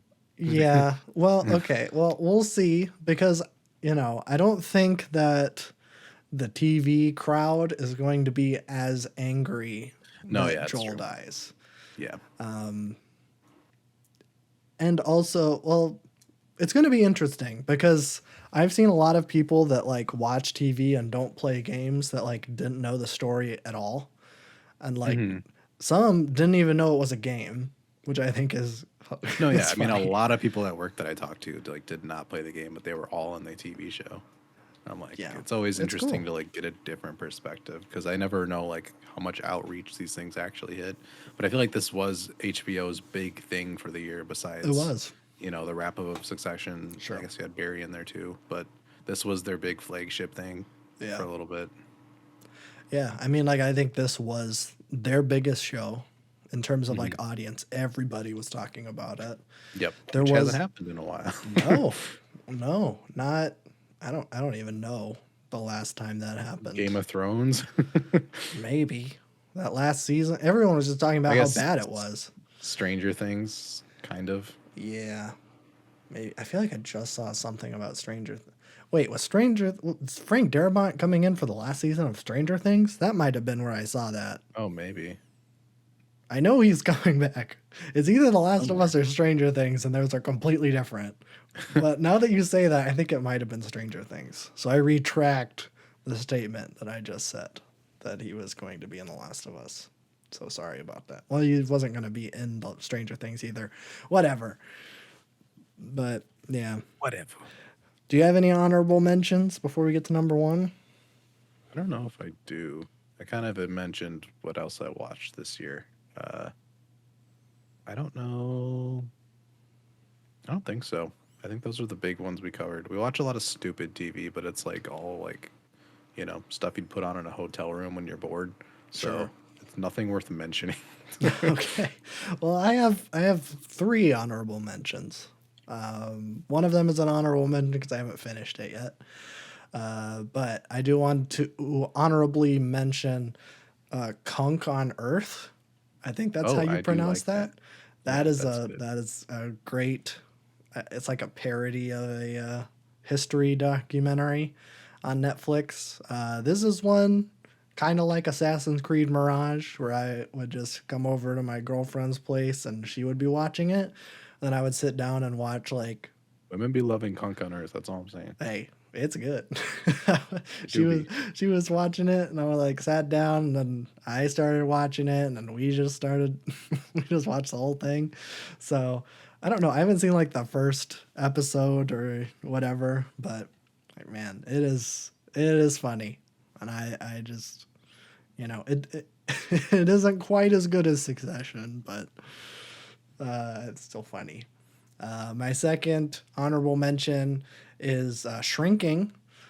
That is an Apple TV show that has Haroldson Ford in it and the guy from the Muppet movie, Jason Let's Segel. go. Oh, I was like, which one? No, not Jim Henson. He's dead. Yeah. Or Sheldon Cooper. Sheldon, no, it's not Sheldon Cooper. I think I talked about it. I think I watched it like in May or June or something. It's pretty good. It's a I don't know. I don't know really how to describe it because I enjoyed it a lot in the same way that I like Ted Lasso, where it's like the most comfort TV of comfort TV, where it's like everybody starts off really broken, but then over the course of the season, they learn to overcome their issues and grow together as people and have a community. And, I'm usually such a sucker for that. But I'm like, I really like Harrison Ford in it. Like, he's great, obviously. It's nice to see Harrison Ford in something that isn't, let's bring back Harrison Ford because he was good in the 70s. You must hate that. I think he does for most of them, except when he was doing Indiana Jones, he seemed to really enjoy that. But also, that was just like people were like, hey, do you think that if Indiana Jones was alive today, he would hate the Nazis that exist in real life? And then Harrison Ford's like, yeah, he'd probably punch them all in the face. Yeah. Yeah. He'd probably be like, I don't know. I didn't write the character. Oh, that's true.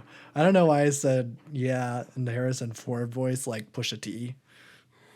Yuck. Yeah. That's his new thing. Yeah. But it's pretty solid. I mean, if you have an Apple TV Plus subscription, why not?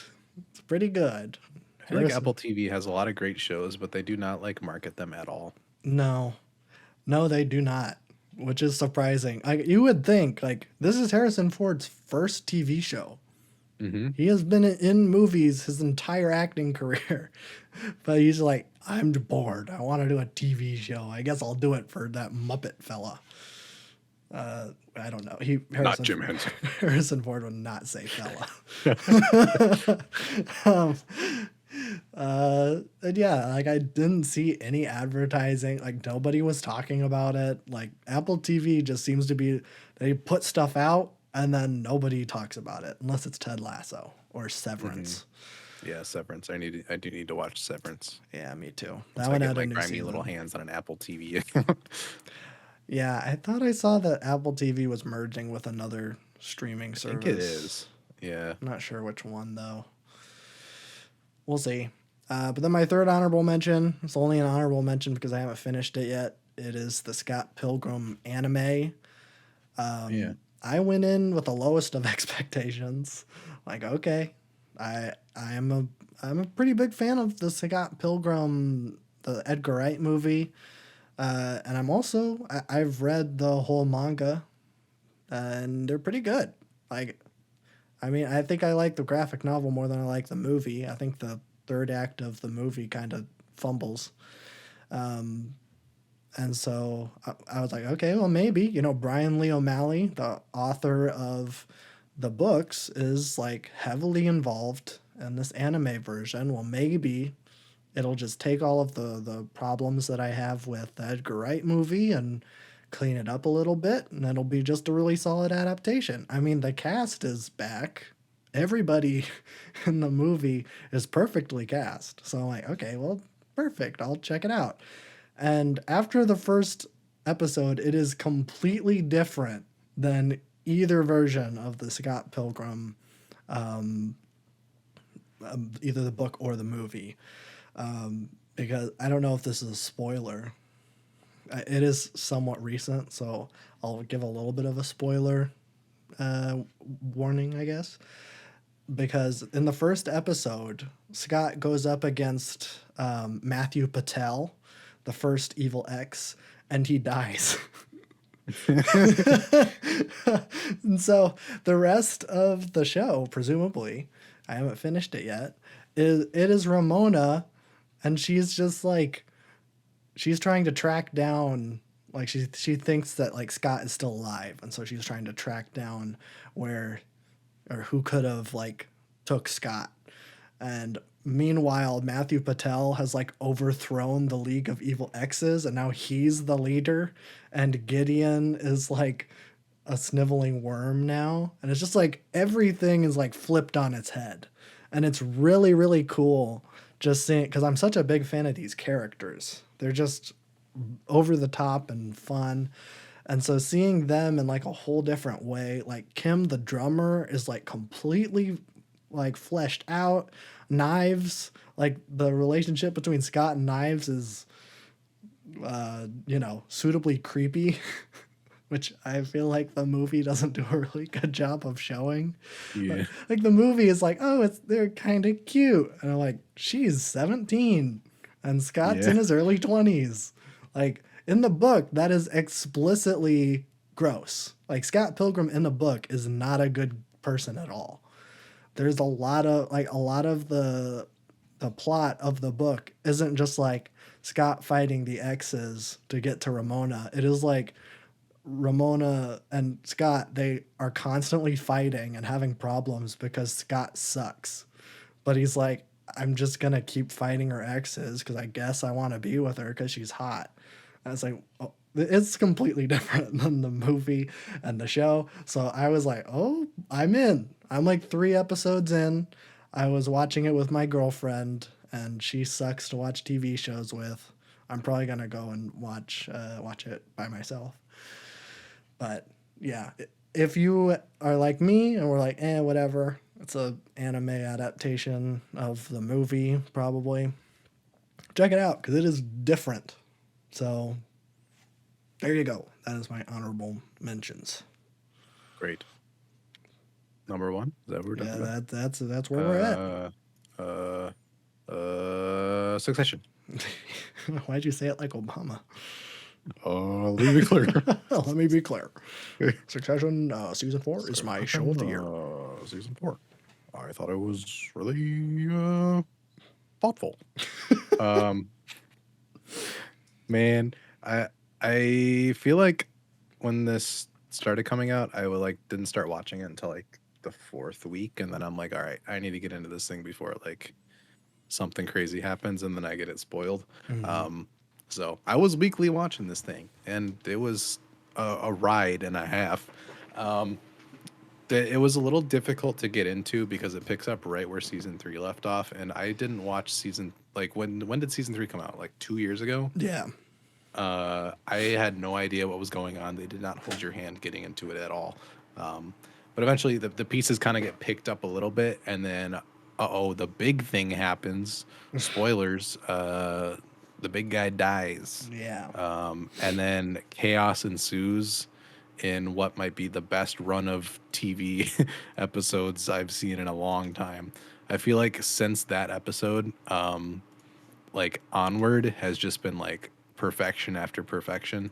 Um, Everybody in this show sucks like Yes. big time, uh, and I think that's one of the best qualities about it. I don't know. It's so smart and it's commentary, and it doesn't beat you over the head with it. It's very casual, but like if you're looking for it, you find it. The characters are so well performed. I love the way that they shoot the show, where they basically just torture people into staying into character until they get the good shot. I think like having cameras rolling at all times is torturous, but like it produces some fantastic stuff because these people genuinely like break in this season. Just the constant like screaming matches and all of this is insane. The election episode was one of my favorites, maybe my favorite episode of the year.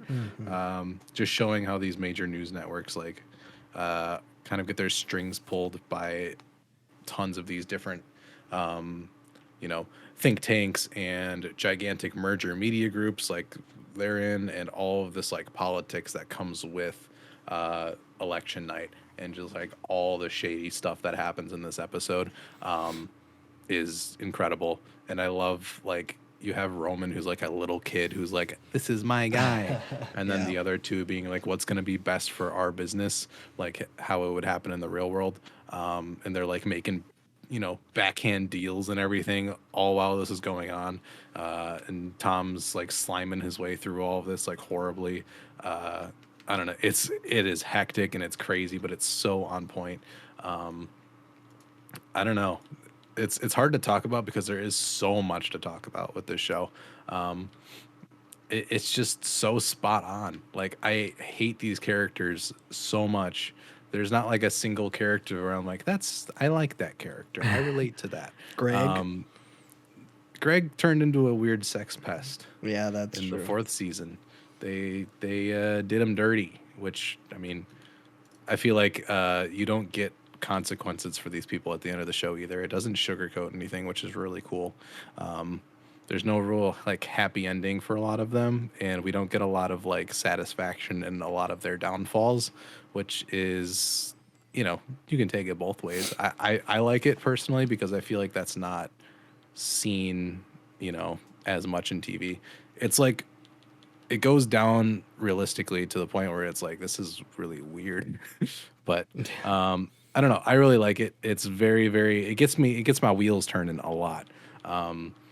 I don't know, I love the whole like you have this like super ultra right wing like horrible person that they're trying to merge with, and he's not trustworthy, and he pulls out and goes back in, and it's like shivs completely off of him until like she realizes that like she could go work for him, and then like her good old liberal conscience like immediately falls to the fascist Yeah. because of capital and all these like deals and this power grabbing that's going on constantly throughout this whole series. I don't know. A lot of these just the internal politics, and like it's a show where everybody talks very intensely to each other, but it's really good if you get into it. I don't know. I feel like this is one of these like kind of legacy style TV shows where I've really gotten into. Like I love The Wire and stuff like that, but I feel like this is more my speed when it comes to that. I don't know. The show's commentary is just great. The funeral episode was crazy. Yeah. I don't know. The whole finale was insane. It's just like it's hard to even talk about a lot of these because you kind of have to be like in it at the moment to talk about. I'm a little fuzzy because it's been like 4 or 5 months, but yeah, amazing, fantastic. I would say one of the best TV shows ever. Yes, Yeah, I would say so. Kieran Also, Culkin did fantastic. he's the best. I don't know, Kendall throughout this whole season. Like, man, the actor that plays him is Jeremy Strong. yeah, Yeah, wild. it's kind of crazy. He's like not been in a whole lot else. I know. I was like that for a lot of these people. I know Shiv's getting a lot of stuff now, but Yeah, yeah. I I mean, saw. I will always just see her as Shiv though, Oh yeah, absolutely. because she is the exact perfect person to play that character. Well, and Kieran Culkin. Everything else I've seen Yeah. him in, he's like Yeah. weird, quirky guy, and like he's that like to the nth degree in Succession. Yeah, I Yeah, feel, I do want to do a rewatch of this show because I want to like have those seasons hit again because Sure. so much happens in that show and so much has happened. It's hard to remember like the impact of all of it and what it was like at that time. Like he like blew up a space shuttle, I think, yeah, yeah. He in blew like up the a first or rocket. second season. Yeah, Kendall killed a kid. yeah, yeah. Well, it was Yeah. hard because we watched the first 3 seasons back to back, and then waited Mhm. 2 years, and then watched the last one. So Right. yeah, it would be interesting to watch the whole thing as one because it is very much like made like that. Yeah, exactly. But yeah, very good. Yeah, I forgot about the fourth kid too. What's his face? But the guy from Ferris Bueller, I think so. Connor. Yeah, Connor. I don't know why I'm remembering these names. I'm usually terrible at I that. know. I completely forgot about him. He had like a decently like well fleshed out plot line in this season. Yeah. Yeah. I just love the whole like they even like offered him as like a high ranking position in somewhere like Estonia or something. I'm like, that's exactly how this works in real life, and they're just like saying this on TV. It's kind of Yeah. insane like how realistic and close you can get with these shows now. Despite these multi-billion-dollar conglomerates like owning the rights to these things, it's kind of crazy how they'll let you like put that out, but like as long as you don't connect the dots with everything, it's fine. It's like, this is a TV show, guys. Nothing happens here. It's just funny, like a multi like billion dollar like media conglomerate that this show surrounds, and then it's like this is where it gets hosted. It's very Yeah. self-referential. It's funny. Yeah. It isn't like HBO is this little scrappy independent like No, yeah. studio anymore. Now it's owned by Warner I mean, look at the Brothers. merger it just did. Yeah. And it's on this like shitty app that was a rebrand of its own streaming service to be more marketable to more people, Yep. and now it's next to HGTV shows and TLC shows. It's like, all Yeah, right. I think it just speaks to the moment because like everything is getting monopolized. Yeah. And I mean, we all knew it was going to happen. This is how it works. As we get more and more, it's going to keep happening. It's Yeah. going to monopolize more and more of every aspect that touches our lives. And you just see like these. They marketed it as like a nepo baby season because that was kind of the hot topic word. I think it's really shallow if you just view it as that. It's so much more than that. But you get these nepo babies in charge of this gigantic corporation, and they have no interest of making it better except like just doing these. I love the kind of they self-referentiate like other billionaires. You have like the Peter Thiel, Elon Musk type style, where Kendall does this whole like you're gonna live forever here type like garbage. Um, Yeah. it's just like so funny in like a horribly dark way. Yeah, I could go on about the show forever, but it's phenomenal. Definitely like very heady. I feel like the whole show is in like corporate speak almost, and they don't explain any of that speak to you. You kind of just have to catch up. Yeah. Yeah, But that I is like true. that. I don't like things to hold my hand, like at all. And I think this show does like a phenomenal job of just getting its point across without having to do any of that. So fantastic, amazing. It's my number one. Yeah. I mean, I feel like it probably should have been my number one, but you know, you know me, I suck. Uh, but yeah, my number one is the bear. It is easily my favorite show of the year. Man, for all the reasons you said and more. Like, the sound design is phenomenal. Also, food has never looked so good on Hmm. camera. All of the cooking sections of the show are phenomenal. It's like I'm watching like a like I don't know, like a food channel show, but like better. It is like Hmm. a Anthony Bourdain documentary filming like local people cooking food, and it is like, oh, it looks so good, and also easily my favorite performances of the year. I mean, Richie, that episode where he learns, it's like right after the Christmas episode, Yes. episode Yeah, that was 7. so good. Wow. Like, I was already in 1,000 times after that Christmas episode. I was like, wow, like, I can't believe they just did that. It's crazy. And then they follow that up with like an equal, in my opinion. Hmm. That next episode is its own little self-contained like short film. It is great, where you can see like there's so much depth to Richie's character that has been built up over like this season and a half, and we finally get to see that pay off. And it makes sense, and it plays to the strengths that we've seen through the rest of the show. And now we get to see him flourish and be his full potential, and it is absolutely great. And also, like you said, kind of going along with it feeling real, this season has one of my favorite exchanges between two characters, and it's in the last episode of the season, and Carmi is locked in the fridge. It's the grand opening of his restaurant, and he's just locked in this fridge, and he has to spend his big night just in this fridge because the handle, which has been Because he didn't people, call the because fridge he didn't guy. call the fridge guy. People, that was on his radar, but he just didn't do it. And this is preventable. And this is all his fault that he's stuck in this fridge, and he's beating himself up. And throughout this whole season, it's kind of like that shrinking thing where it's all these people and they all have these different problems. And over the course of the season, they all learn to better themselves and become their own community.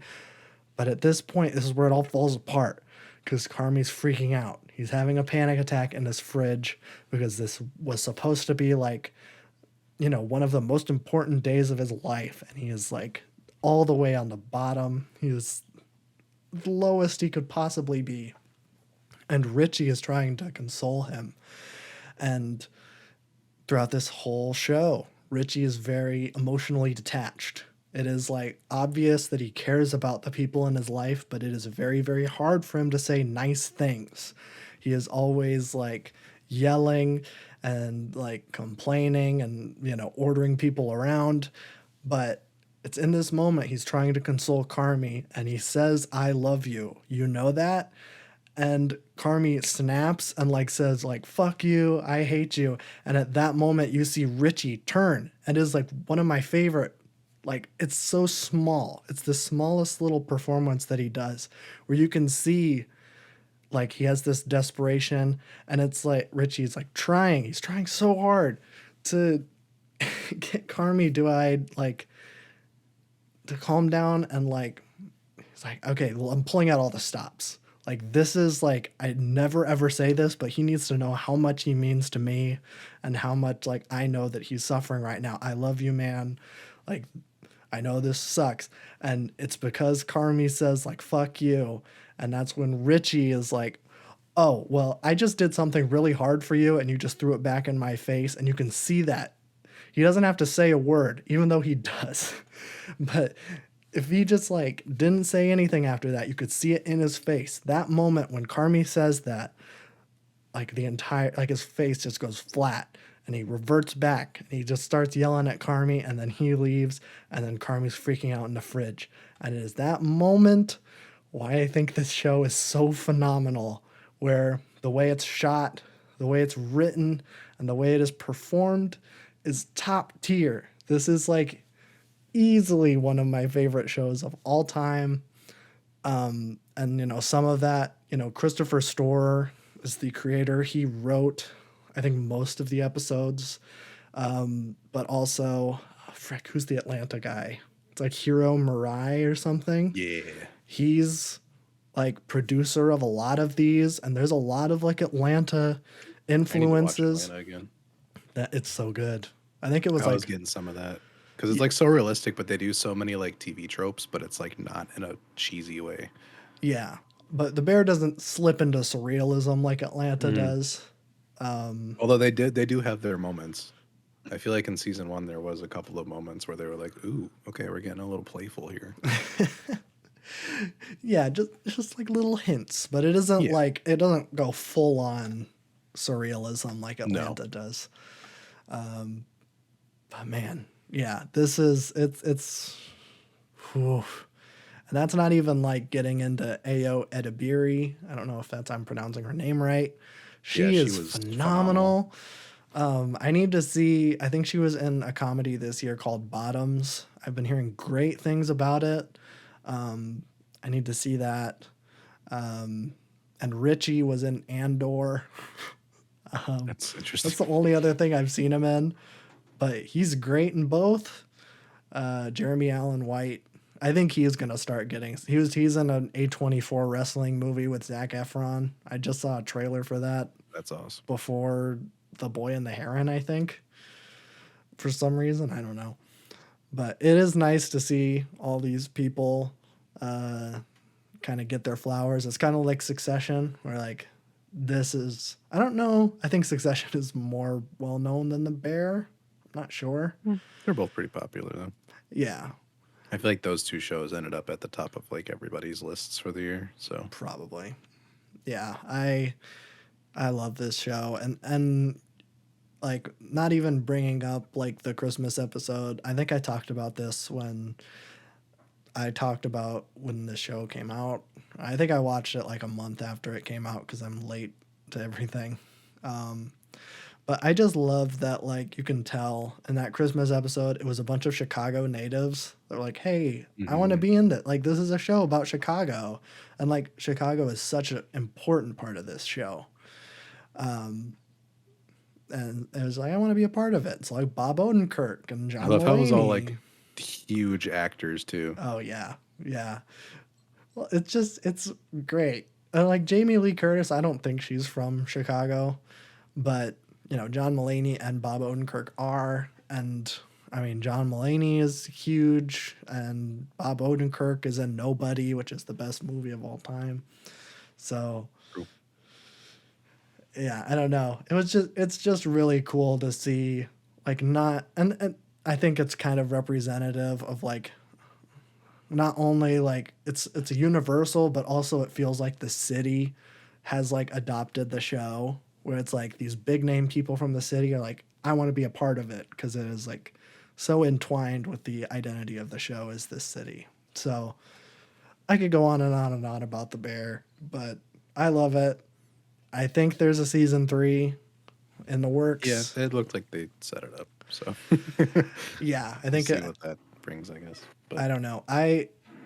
I'll say I was hesitant about a season 2 because that first season is like a the first great season's great. Yeah. self-contained thing.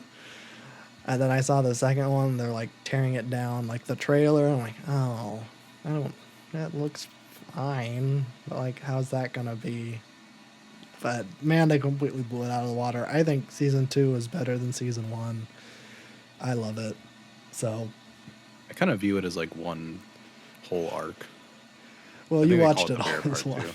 2. Yeah, but like they seem very connected in a way. Oh, it's like this could have been one season, but Yeah, I mean, it's nice that I think directors and writers are going to get better at wrapping up self-contained arcs while also leaving room for possible like new seasons, just because streaming can kill anything at any point. true. So I think people are going to get better at that. But yeah, this was a very close 1 and 2. I was like, I don't know. Yeah. Yeah, I get that. I'm glad that you watched it because Yes, I wanted to get that in. I would have to talk about that scene either way, and I'm glad that you watched it. I did not want to spoil that for you. So, No, yeah. I made it a point where I'm like, we need to accelerate this and get this going. oh, that's great. And I guess that's our TV shows of the Yay. year.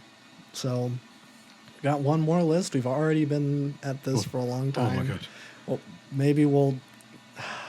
I feel bad that the movie one is the one we're gonna have to expedite because that's the one that I'm gonna be able to talk about the most. But that's okay. We'll try to cruise past this Unless we wanted to reasonable save it for fashion. another one. I don't know. I Part two. could, but I don't know. I might do a Boy Time mini where it is the top 5 movies I've seen this year. Otherwise, we could do like, you could do top 5 movies next time, and I could put together podcasts / books or whatever. If we want to extendo list week. We could. We could theoretically do that. I'm not sure. Because I have some movies, but like nothing I want to talk about. Okay. Okay. Well, because here's the thing, because I don't have a whole lot to say about these movies necessarily. Oh boy. Maybe we should have talked about this before recording. Oh, probably. Or whatever. But yeah, because I don't know next week if we're going to record, we're going to have an episode because it's the day after Christmas is when we record. I might be out of town. So, let's just do it. Let's make it a big episode. Do it. I'm going to start because I have 6. I'm so sorry. You can take my number 5 spot. I don't have anything in my number 5 spot. Okay, perfect. Well, okay, because I had 5, and then I forgot about 1, and then I was looking at my letterbox, and I forgot it, and I'm like, oh, well, I have to put it in there, but I really don't want to like leave out number 6 because I feel like it's gonna be top of a lot of people's lists. Because my number 6 is Barbie. Yeah, kind of forgot that happened this year, but I think, I mean, it's just a fun movie. I think when we were talking about it, this is the most controversial episode of the podcast for people in my life, having listened to it. Both my mom and my girlfriend listened to that episode and then talked to me the next day and told me how dumb I was. They never talked to me. That's true. That's true. Although they did use the the term "you guys got this wrong," and so they did kind of lump you in. What did we get wrong? What did I get wrong? I don't know. I don't know what we were talking about. That was like 5 Yeah, I months don't ago. But yeah, no, I think overall, I think the Barbie movie really, really solid. Greta Gerwig picture, I don't think it really. I don't know. I'm not sure how I feel about this like mainstream turn that Greta Gerwig is taking, because she is such a unique voice in the kind of indie film realm. So we'll see where it goes from here. But like, I'm glad that style and her comedic angle still kind of is there in Barbie. Ken is great. Ryan Gosling knocks it out of the park. I think what I've come to realize over this last year is that Ryan Gosling is a really good actor. Like, because he's like, he's so like mainstream where you can like, whatever. Like, yeah, Brad Pitt's a good actor, but like, is he as good as some of the other ones? But like, Ryan Gosling is really good. Like, in everything I've seen from Drive to Blade Runner to Barbie or La La Land. You sound like such a film bro, right? Whatever. You're talking about the Barbie movie, and he's like, I really like to drive. I don't really like Drive. I haven't seen it in forever, but I'm just listing all the Ryan Gosling movies I've seen. It's just funny. But he's great, and he plays like this dumb himbo really well, and I like that. That's true. I did see that they are going to be doing a new version of the "I'm Just Ken" song, and I think this podcast will be coming out. It'll already be out, but I'm just really hoping it's like mixed horribly, because that's like the teaser they did for it, is that Ken is going to be the one that's mixing and mastering it, Ooh. where they were like fighting over the levels, and then the producer's like, you know what, you can just handle it. And then like I'm like, okay, so this new version just has to be intentionally terrible, right? Like the vocals are just going to be way too loud and the instrumental's going to be buried. Like that's what I want. And so yeah, I don't know, I felt bad. I'm like, I don't want Barbie to be an honorable mention because it definitely deserves its flowers. It's probably my favorite like mainstream, like a big blockbuster movie that came out this year. So that's my number 6. And you don't have a number 5? No, Okay. I didn't even try. We watched some movies that didn't come out this year, but I really don't want to talk about them. So Okay. Okay. I can list them. If you want to. I think we watched Napoleon Dynamite like 3 times because she really likes Napoleon Hey, that's a Dynamite. good movie. It's a good movie. I Yeah. enjoy it. Last week we watched Tropic Thunder, which Oh, I was haven't seen that one. it's really stupid. It's a Steve Carell Vietnam Ben movie Stiller. about, or yeah, Ben Stiller. Sorry, Yeah. they're the same in my eyes. Yeah, I get them mixed up I don't too. know why, but it's a Vietnam movie about making a Vietnam movie. It's really stupid. The humor is stupid but good.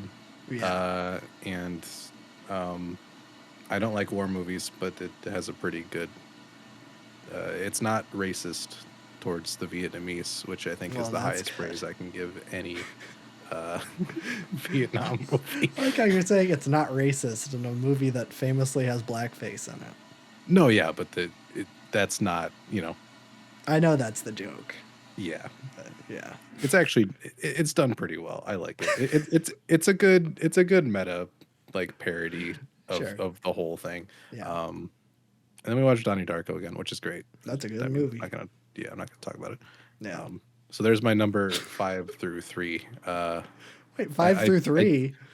I do have Money Plane at 4, but You coward. we don't need to talk about Money Plane. We're not gonna talk about Money Plane. I don't ever want to talk about Money Plane. Is that a line from the movie? No, that's Oh. the line from David Bowie's famous line in Twin Peaks: "Fire Walk with Me." Oh. We're not gonna talk about Money We're Plane not today. going to talk about Money Plane. I don't know why David Bowie is Forrest Gump. That's pretty accurate, though. That's kind of what he sounds like. Yeah, I don't know why he's doing a southern accent. I don't know. Okay, well then I'm just gonna rapid fire some of keep these her until going. you get to 3. Yeah, my number 5 is Past Lives. Yeah, I think this one's gonna dominate the film bro, I don't know, cinephile rankings. This is this year's After Sun, in my humble opinion, where I respect it, and it's definitely an A24 movie, like artsy A24 movie, not like Midsommar or whatever, or Beau is Afraid, which I don't know if I'm going to talk about. But yeah, I think it's really, really solid. Performance is really, really good. But this type of like artsy melodrama is not necessarily my thing, but I gotta give it its flowers at the number 5 spot. Number four is a somewhat recent one. I couldn't get it any higher because it did just come out last week. It's The Boy and the Heron, Miyazaki movie. The more I think about it, the more I love it. I can't wait to rewatch it at home once it's out of the theaters. I just talked about it last week, so I'm not going to go super in depth. But yeah, if you are interested at all in Ghibli movies or animated movies, if you are just hopping on the animation as cinema train now that Guillermo del Toro does it, then check it out. I mean, yeah, I feel like Ghibli movies are a must see in the animation as cinema world. I mean, that's really the entry point because there's a whole lot of other stuff going on that isn't just the big boys that are doing it. But yeah. So, do you want to give your number three? Sure. Okay. It's the Barbie movie. Oh, awesome. Um, I have a weird relationship with movies. I only watch stuff that's like really in the theaters, and it takes a lot for me to watch a movie. Sure. I need to basically be forced into it. Um, I don't know. I enjoyed Barbie. I like that there was a kind of summer blockbuster moment. I feel like we haven't had that in a while, and it was fun to kind of participate in while like having two good movies kind of lead that charge. Yeah. No matter how like kind of cringy it's gonna sound in a couple of years when it's like, "Oh, remember the Barbie Oppenheimer thing?" I it was cool. I think I don't know. Things are getting more alienating and really bad and kind of bleak, and everything's an IP now, this included. Hmm. But I like that some filmmakers are kind of like I don't know. They're able to stretch it a little bit so it doesn't look like it's just brand awareness like Barbie was. I feel like she was able to like really go at this concept from a really nice angle Yeah. and kind of insert this really like feminist message. Could the feminist message have gone harder? Yes. Did I think it spent too much time on Ken? Yes. Does it say anything revolutionary? No. No. But at the same time, it's a really great blockbuster that has a really great message. Hmm. And I don't know.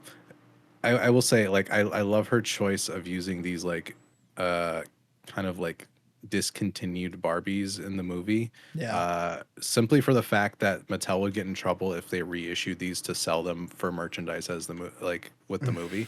I think Yeah. that was really smart because I feel like she is conscious of her literally leading a charge on a gigantic, huge marketing campaign for Mattel, who's about to launch a million movies based off of whatever they have in their IP catalog, Hmm. which are all going to be awful.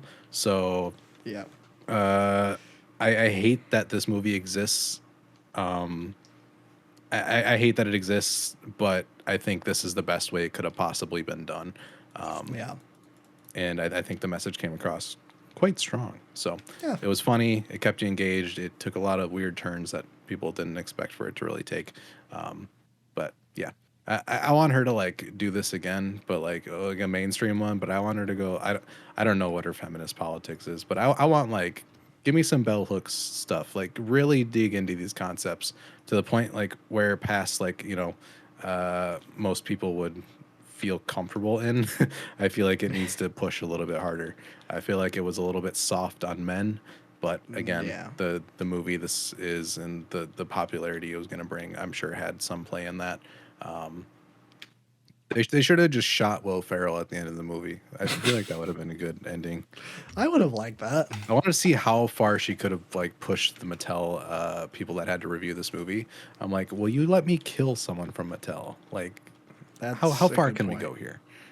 But Yeah. yeah, very good for what it was. I hate that everything's an IP and a sequel and a Hmm. prequel and a part two and a part one, but it's what we have, and this is a pretty good movie. Yeah. And I mean, and going back to that like Barbenheimer thing that happened, like it's a blockbuster, but like it wasn't like, oh, it's the new Star Wars movie, it's the new Right. Marvel movie, like Yeah, everybody band together and watch Endgame. It's that like was nice. okay, we're watching two movies by real filmmakers that are making movies that Hmm. they want to make. Like I don't think Mattel approached Greta Gerwig and was like, "Hey, do you want to make a Barbie movie for us?" That just it feels like that Greta Gerwig made a movie that she wanted. Right. And our Oppenheimer obviously is not. I don't think anyone was like, "Ooh, big blockbuster, a courtroom drama." That's what I want. I am glad it exists though, and I'm glad it did as well as it did Oh because I yeah. think it shows that young audiences are not stupid that only want like that go towards brands and trends. Or it's like you got a 3 hour Oppenheimer movie and it did phenomenal. Oh yeah. Like I think when everything becomes so like algorithm based and everybody kind of knows the habits for certain age ranges, it like really takes the newness out of things, and I think we're seeing that a lot more now. Yeah. But I mean, something like Oppenheimer succeeding is good, even if I Hmm. like haven't watched the movie and wouldn't be like super fond of it. No. I think it's good in general, and I think Barbie did the best it could have with that kind of framework in mind. Yeah. I don't know. Film is very political for me. Oh yeah. So are TV shows, but I think film especially. Yeah. I mean, well, here's the thing. Like, if you go back and watch Little Women or Lady Bird, I don't think you're going to be seeing like radical feminist policy or anything that like I think she kind of gets hyped as like this hyper feminist filmmaker that's Hmm. working in Hollywood. I don't think you would get that. I mean, it's like more feminist than a Marvel. It's more feminist No, than yeah, Black Marvel or Black Widow or whatever. yeah, But like, I don't know. It's no like French indie feminist movie from the 70s or whatever. right. No, yeah, these are all nitpicks. This is for me mostly, where it's Sure. like, most people are going to be happy with the message of this movie, and I am too. Yeah. It's just like I think there's an opportunity to like really, really go extreme if you wanted to. Um, Yeah. but I just look at it from like the how society views these things in general and the way that everything is becoming more IP based. I look at that a lot when it comes to movies and TV. But I Yeah. feel like TV is still in a very golden era, but I think movies are starting to fall into this, and it's been superheroes for like the past 10 years, and it's kind of ruined movies for me. I'm not as excited about them anymore. I Yeah. do want to get into and watch a lot more films next year. Um, I would but love yeah, that. yeah, Yeah. I will say, I think the superhero genre is either dead. it's dying. It's, I don't know. Nobody cares anymore, Yeah. I think. I think we're finally at the point where, like, I don't think anybody cares about the new Marvel stuff. Like, they have killed all of their characters that are pre end game for the most part. And it's just like, okay, who cares about this anymore? DC hasn't even started yet, but I don't know. I don't, by the time Superman Legacy comes out, I don't think anybody's going to care. So it's Hmm. just like I don't know what the next phase is going to be, and I don't think anybody Yeah, really does. it's interesting because like if you look back at like when Rambo was a thing, and it's like you started this new like here's a superhuman like war hero here to save the day in this gigantic action blockbuster, and then that eventually morphed into superheroes, which is kind of the same thing, but you put it in this larger scale with like multiverses and all this garbage, where it's like where can you really go from here? I feel like there's going to be like a very weird shift eventually. Yeah, and I mean Jonathan Majors was just fired Yeah, today. I mean he's going to be in jail because he was found and fired. guilty. Well, and fired, yeah.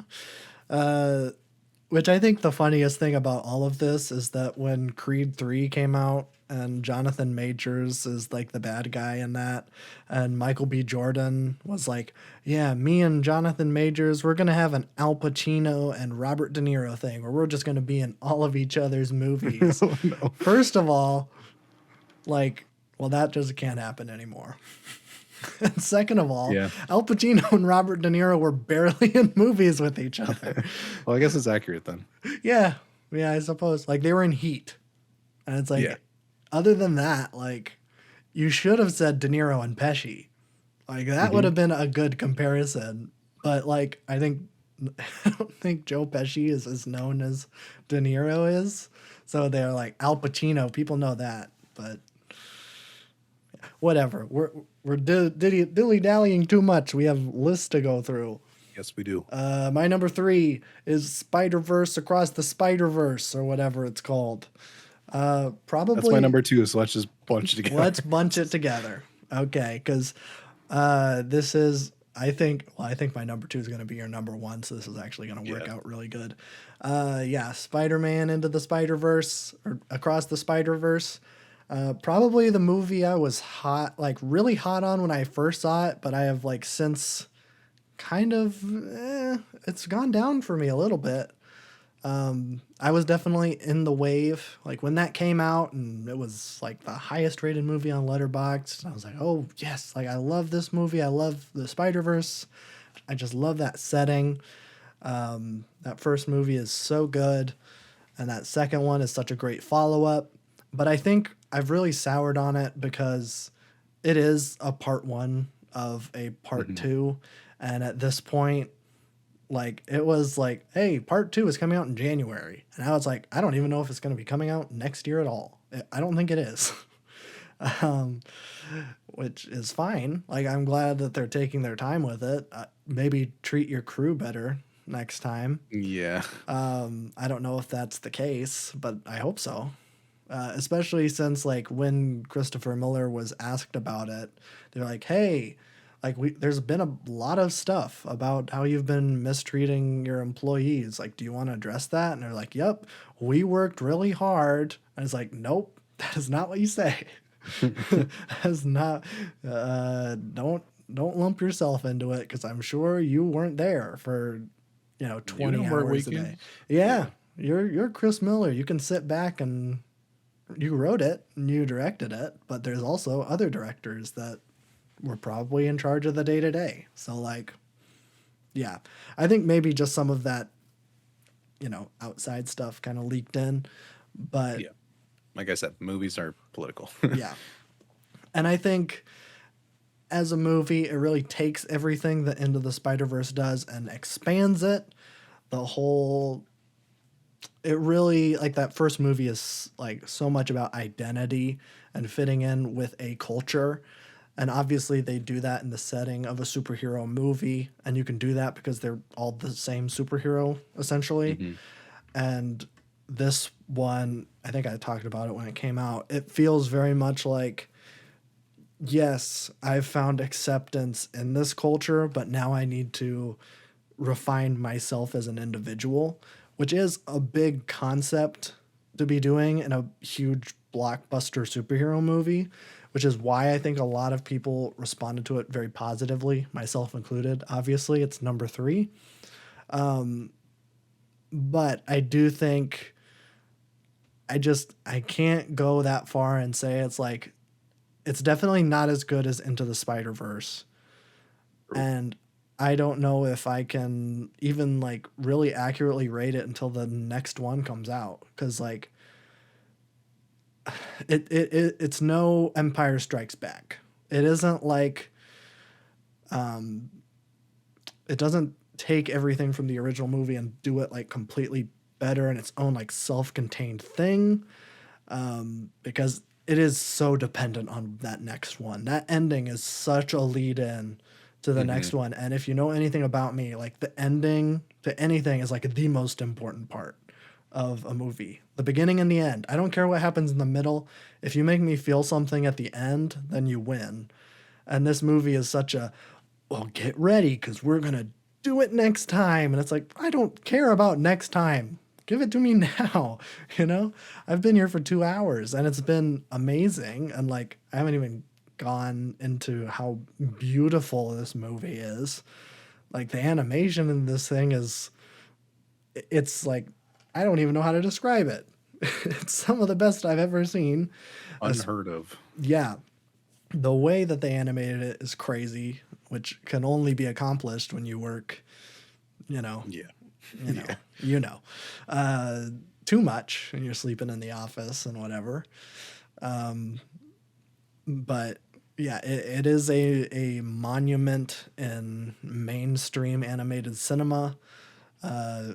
Even just regular, it's it's great in animation just in general. Like it is, yeah, it's a landmark movie. It's a touchstone in the way that the first one was. But I'm just waiting for the next one.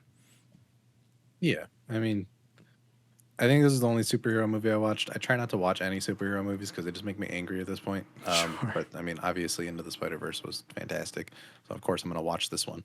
Um, yeah, animation is phenomenal. It's so well done. Um, I don't know. I also don't like multiverses as a concept, really. Yeah, Um, me neither. but I feel like, I mean, Spider Man's such an eccentric character, and there's so many different versions of it where it's like, it kind of works. Yeah. It's quirky, it's not too much. I liked a lot of the new characters they introduced too. Hmm. Um, but yeah, I think the biggest thing was like the ending. It's like you walk away from the movie not getting closure or Yeah. like any like kind of arc closing, uh, which like yeah, as you sit with it over time, like the way you kind of view the movie changes because it's like, oh, that didn't really wrap up at all. I'm kind of just waiting for the next part. Hmm. But everything that happens in like in between those beats is really fantastic. Um, I don't know, man. Just the Gwen scenes with like the Yeah. watercolor changing colors in the background was genius. Hmm. Just the whole way that everything is storyboarded out in this movie is like next level. Um, there's so many like visual storytelling elements to it without it being too cluttered. All these like all the spider people have different animation styles and everything, which is Yeah. just unreal. Different frame rates, all of this stuff, um, absolutely unreal. I think that's the big reason why I have it this high. It's just Yeah. like I was like, I'm into the story. It's fine. But when I went to see Into the Spider Verse, it was like, okay, this looks amazing and it Hmm. tells everything visually as well as it does through the story. And especially for this one, when I was like, okay, they're doing like these different animation styles and everything, I'm like, I'm watching purely just to see how they pull this thing off. Right. And I think visually it's gorgeous, even if I'm not like too into the whole like multiverse thingy or whatever. Um, but yeah, fantastic. They still haven't beat the Kingpin design from the first movie. That's No. that's just forever gonna be the best character design ever. Yeah. But whatever.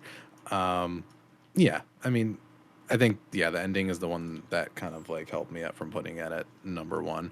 Sure. Um, but yeah, very Well, good. Big fan of animation.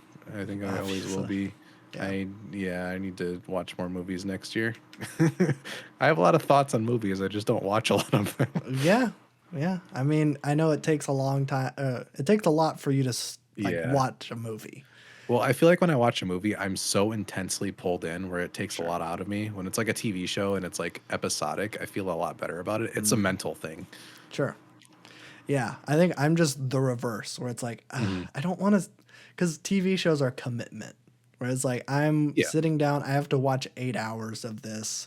And it's like a movie, I'm in and out in 2 hours. I'm like, okay, perfect. I can get Hmm. one story concisely, and that's all I need. So we're just kind of the reverse there. Exactly. But I think that'll lead in perfectly to my number two. And your number one, I'm assuming it's Puss in Boots, The Correct. Last Wish. And this Didn't come out movie, this year, it but it was the technically, it was like December 22nd, I think, so we're counting it. we saw it this year. I Yes, think I that too. think it like I think if we're getting technical, I think it came out this like technically in January, like wide release, but it came out Hmm. earlier some places in It's weird. December. Yeah. On Letterboxd, it has it as January 10th. Oh, okay. So I'm counting it Yeah. this year. And speaking of, this may be counterintuitive, but I want to talk about the ending first and compare Hmm. it to Across the Spider Verse because the ending of Puss in Boots is very much similar to Across the Spider Verse on the surface, where it is an obvious lead into what's happening next, right? Yeah. But But yeah. it is like so, like, I don't even want to say shoehorned in, but it is like, okay, well, that makes sense. Because we are with Puss in Boots for this whole adventure. And it is a phenomenal, I dare I say, character study of like ego and how that can affect interpersonal relationships or romantic relationships. and this is a Shrek movie that I'm talking about, which I don't want to discredit Shrek because Shrek 2 is a Shrek perfect 2. movie. Oh my god. I have Shrek 2 as 5 stars on my letterboxd. I am As you not should. touching it. And maybe that's nostalgia talking, but Nah. it's a great Watch it movie. again. It holds up. It holds up. It's phenomenal. Talk about a sequel doing everything better than Hmm. its original. Yeah, Shrek 2 is an Empire Strikes Back, that's for sure. True. And Puss in Boots is an Empire Strikes Back to Puss in Boots 1. Which I didn't watch because who would watch that? I think I saw it when it came out because I was such a Shrek fan as a kid. No, yeah. I think I saw it in theaters, but I don't really remember it. I don't really think you need to. Not at all. I will say, because I showed this to my girlfriend like pretty soon after we got together. We were pretty early on in our relationship, and we were watching it, and she was like, "Just this didn't need to be a Puss in Boots movie." I'm like, that's true. You're right, yeah. You're right, which is maybe why it's so good. And Mhm. and this maybe speaks to what you're talking about with everything being an IP, where it's like there's kind of two sides to the coin, although everybody seems to favor one side, Mhm.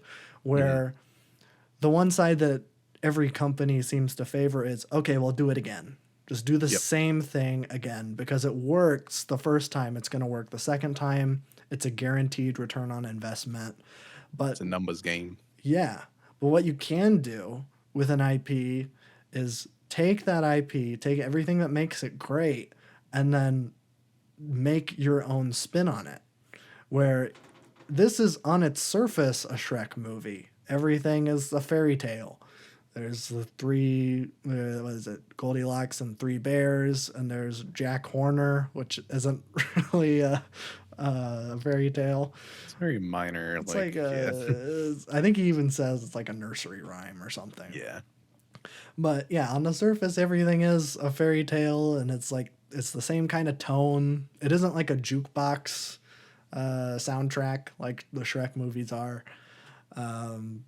but it really is like yeah, it's its own little.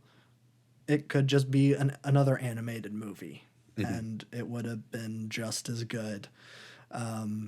Like this has maybe one of my like favorite portrayals of like chosen families, which is a trope that I love.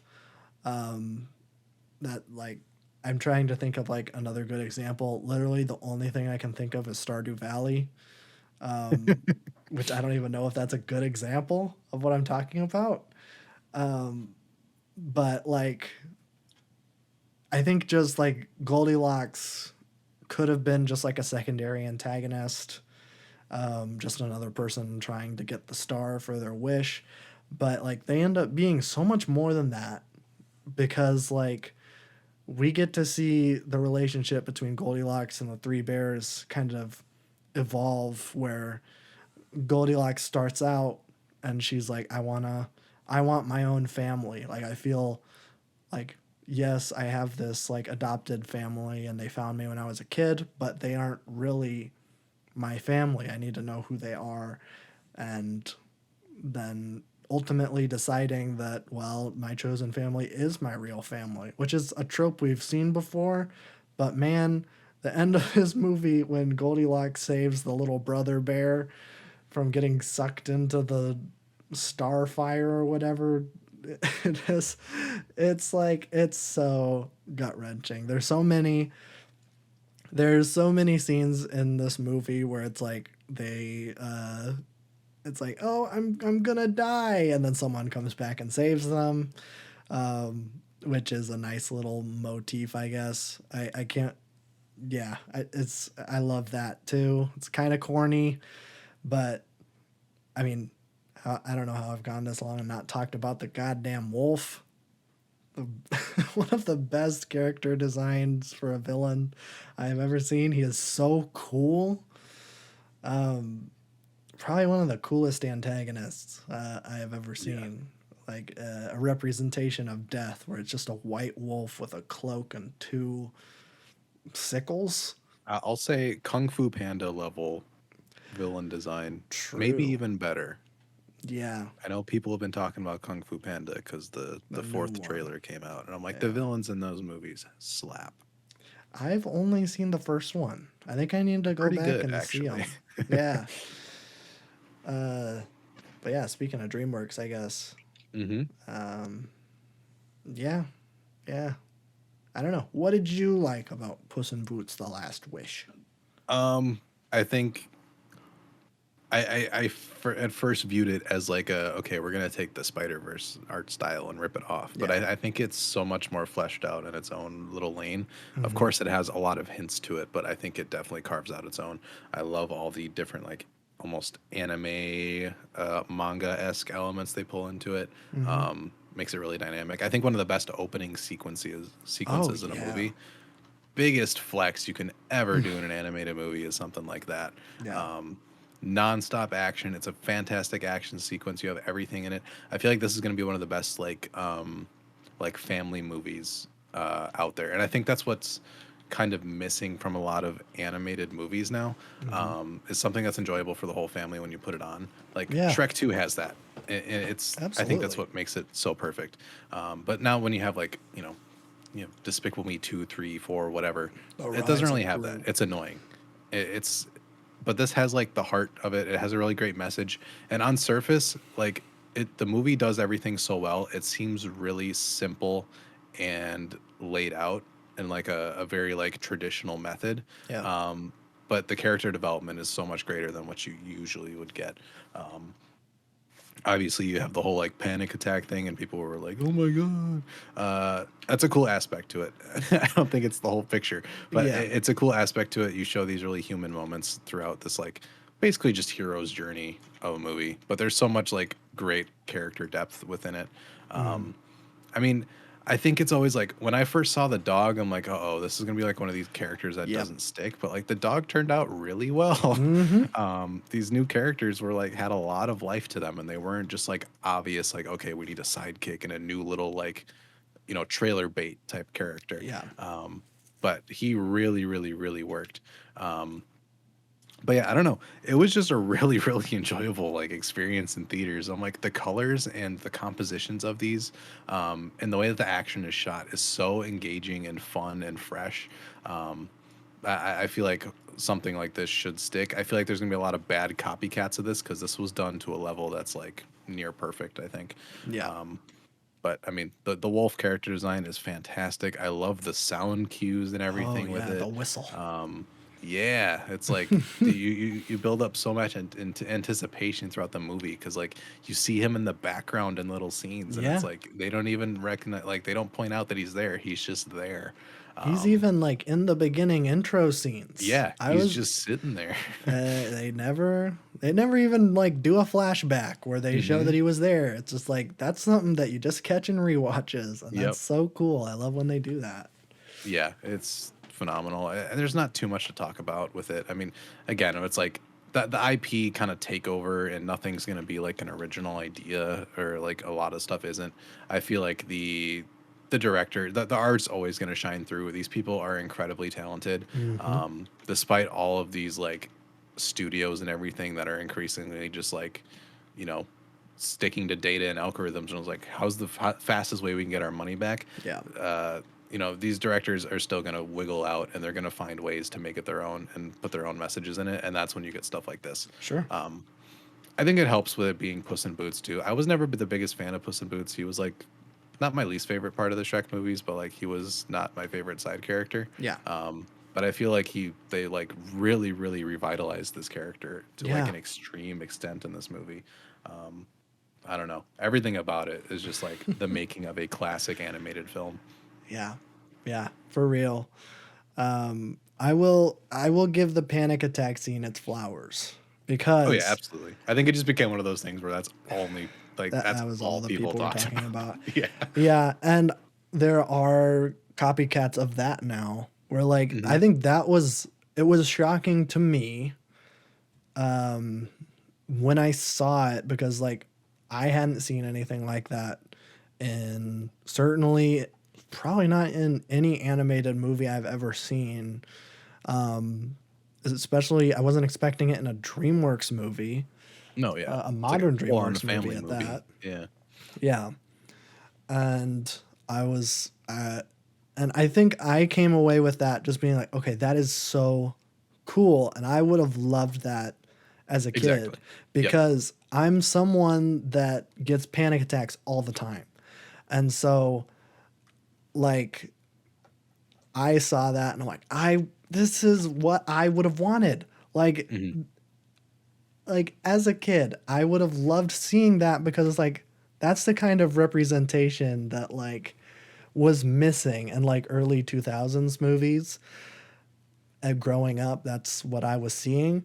And so that just made me really excited for like, man, kids are so lucky where it's like they're getting the kind of representation that I wish I had when I was a kid. So like I think that is a big part of why this movie is so high for me, Mhm. but also Yeah, it's yeah. lucky and unlucky. They're gonna get gems like that, but they're also gonna get a lot of garbage. Oh yeah. I'm scared. Yeah. But I do think in terms of like Shrek stuff, like we're set because I Oh yeah. think it's directed by a guy named Joel Crawford. I think that's his name. And he's already been attached for this like next Shrek movie.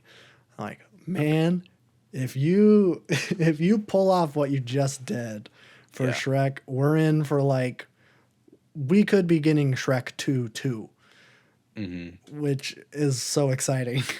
um, but we don't know anything about that, and that's obviously going to come like 3 or 4 years down the line. 2025 at the earliest. Yeah, because and if it's going to be that style, Yeah. forget about it. Which I kind of hope it is. I do too. I I love this like it. style. And it, yeah, yeah, I could watch Puss in Boots on mute and still enjoy it.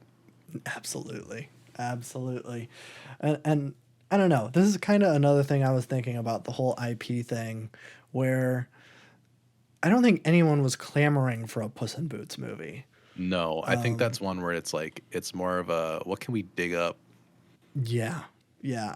I'm trying to think of like something similar. Like literally, the only thing I can think of is like Guardians of the Galaxy, where Yeah. like yeah, Marvel movies were big. Like they were just finishing, they finished phase one or whatever. They were doing phase two.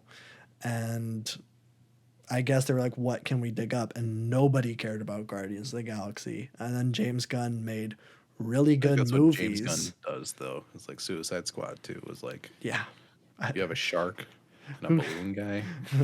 who cares about Polka Dot Man? Yeah. But now everybody loves Polka Dot Man. That's definitely James Gunn's strong suit, which is the only reason I'm at least slightly interested in what DC is doing. But yeah, I love the. I think maybe here's the difference where an IP can be overplayed and it's bland and it's like you kind of got to wait. Like this is kind of why Hmm. Marvel is struggling right now, I think, Yep. because if after Endgame happened, you waited 3 years, like if they were just starting to make Marvel movies now instead of immediately after Endgame, I think that would have like completely solved their problems and people would have been genuinely excited to get back into it. But it's just because it ended and then it started immediately. Where it's like, okay, well, you didn't give people the chance to miss it. We're like Right. people who grew up with Shrek movies and still go back and rewatch them because they're solid. Those first two Shrek movies are genuinely good movies, and I will die on that hill. And now, as like adults, you can kind of take that IP and then make it something great is what's really exciting. Yeah, and it's As something for the next generation too, which is yeah. nice. Yeah, when it's something not overplayed like that. Mm-hmm. I think the superhero era is going to be viewed like the 80s action era, where it's going to be really cheesy Sure. and everywhere, and our kids are going to absolutely despise it. I don't know. I like some of those 80s action movies, but it's not Some of 'em, like, yeah, but it's not. It's gonna be like, oh, that's yeah, you have to kind of like, okay, I'm yeah, watching Demolition Man. I'm not right, watching high art here. yeah, Yeah, I don't know. I'm interested in, I mean, I don't know. I would say I'm interested in what DreamWorks is up to, but it seems like they're following the Disney model where it's like everything, we're bringing everything back. We're doing a Kung Fu yay, Panda 4. We're doing a How to Train Your Dragons 4. It's like, no, stop. Stop. Those were great trilogies. And now it's like, okay, now we're bringing it back yeah. because we have Everything's gonna to. crash and burn eventually. No, nothing's safe at this point. Yeah. But I mean, Yeah. we'll take gems like this. I'll take it. I'll take it. And I do think, yes, we have to bash like IP milking when it happens, but also we kind of got to give some flowers for when it is I praise the genuinely great. creatives that make these things. I despise the Absolutely. studios that slate these things for That's release. yes. That's maybe where what That's we should always what it is. emphasize. No, yeah, Yes. that's kind of like going without saying, but Yeah. yeah, that is my thoughts on that. Well, great. Yeah. As I've listed 3 IP movies as my top. So Hey, well, you know, Barbie is barely an IP movie. I no, mean, yeah, it is, but you know, it's a Greta Gerwig movie. Okay. Before I get my number one, I'm going to quickly go through my honorable mentions. I have three of them. First one, Wes Anderson short film Poison. Phenomenal. Probably one of my favorite Wes Anderson projects. Really, really short, even though it's adapted from Roald Dahl. That whole Henry Sugar short film run he did on Netflix, I think that, I mean, they are essential Wes Anderson. It's a really, really cool experiment what he was doing with that, and I think it paid off really, really well. Guardians of the Galaxy 3, really great end of the trilogy. I'm glad that James Gunn was brought back into the Marvel thing, even though they completely ruined his characters with the Infinity War and Endgame thing, where it's like, okay, Gamora wasn't supposed to die, but then they did in Infinity War. I think it was Infinity War, one of the two. and I think you can just tell that like in that movie, James Gunn was like, there's moments where it's like, yep, and I was in love with Gamora, and then she died on some purple planet with a red faced guy. And I'm like, oh, okay, so you're just gonna subtweet Disney in their own movie. Okay, cool. I like that. So I do think it's a really nice wrap up on the original Guardians characters. Don't care about any of the new ones, so good luck with Guardians 4, Marvel. It's not gonna be good because you're not getting James Gunn back. And then Bo is Afraid. I'm giving it an honorable mention because I'm glad that stuff like this is still getting made and produced. But it might have been the death of A24 as we know it, because now it seems Civil War like, movie looks awful. yeah, it seems like they are definitely taking a shift. They're going to start focusing more on IP and established properties. They were fighting tooth and nail for Halloween. I don't remember if it was Halloween. I think it was Halloween they were fighting for, and then they lost it. So, yeah. Don't love the like, because this is such an ambitious, creator driven movie. It doesn't really work, but it's kind of fun to watch. But it's not one that I would really recommend to most people because it's 3 hours long and weird, experimental. Like, I don't know. I don't think it's for everybody. It's not even really for me, but I'm just glad that it gets made. So I wanted to tip the cap over. But my number one should be pretty obvious if you've listened to the last couple episodes of the podcast. It is The Holdovers, my one and only 5-star movie of the year. This movie is phenomenal. It is easily my favorite Christmas movie of all time now, which my girlfriend would disagree because I showed it to her. We watched it in the theater. She was like, I wasn't expecting a character development movie. I thought it was going to be a Christmas movie. I'm like, well, it happens during Christmas. It takes place over like the Christmas break in the 70s. So it's a Christmas movie. I'm counting it. If Christmas happens in your movie, I'm counting it as a Christmas movie. Yeah. All I'm Even if saying, it doesn't, I'm counting Fargo's a Christmas movie. I it. don't care. Yeah. All I'm saying is if Die Hard is a Christmas movie, then The Holdovers is definitely a Christmas movie. Yeah. That's all I'm saying. Good framework. Yeah. Yeah. Two of my favorite performances of the year with Paul Giamatti and Dominic Sessa. I think her name is Divine Joy Randolph, I think is her name. She plays the kitchen staff lady that is running the kitchen for all the people held over at Christmas break. I don't really want to talk about this movie a whole lot either. Again, I've talked about it 3 episodes in a row and not talked about really the plot at all because I want everybody to see this movie because it is, I mean, it is my favorite movie of the year.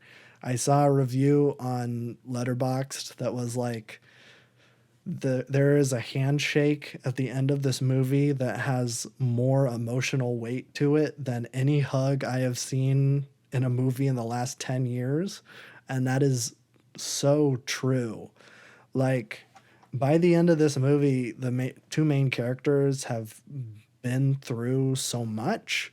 And it's not like they've been through a bunch of like explosive, like big dramatic scenes. It is small character focused scenes, and like they just learn so much about each other over these last couple weeks. And then once this huge thing happens and like they are like saying goodbye to each other, and then it's just like they don't even hug. There's just like a moment where they like stare at each other and you think for a second like there's going to be some form of like physical intimacy, and then they just shake hands and then they leave, and it's just like kind of heartbreaking, but also you can like see in both of their eyes just like this mutual respect, and it's beautiful. It's that kind of like mentor student relationship that like it kind of defined like Robin Williams in like the later end of his career, where like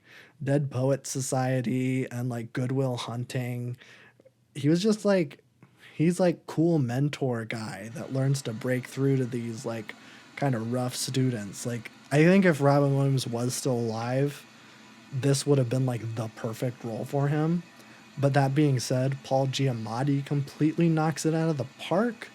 Like I've never really been a fan of his. I haven't really seen much of anything that he's been in that he hasn't just been like a quirky side character in.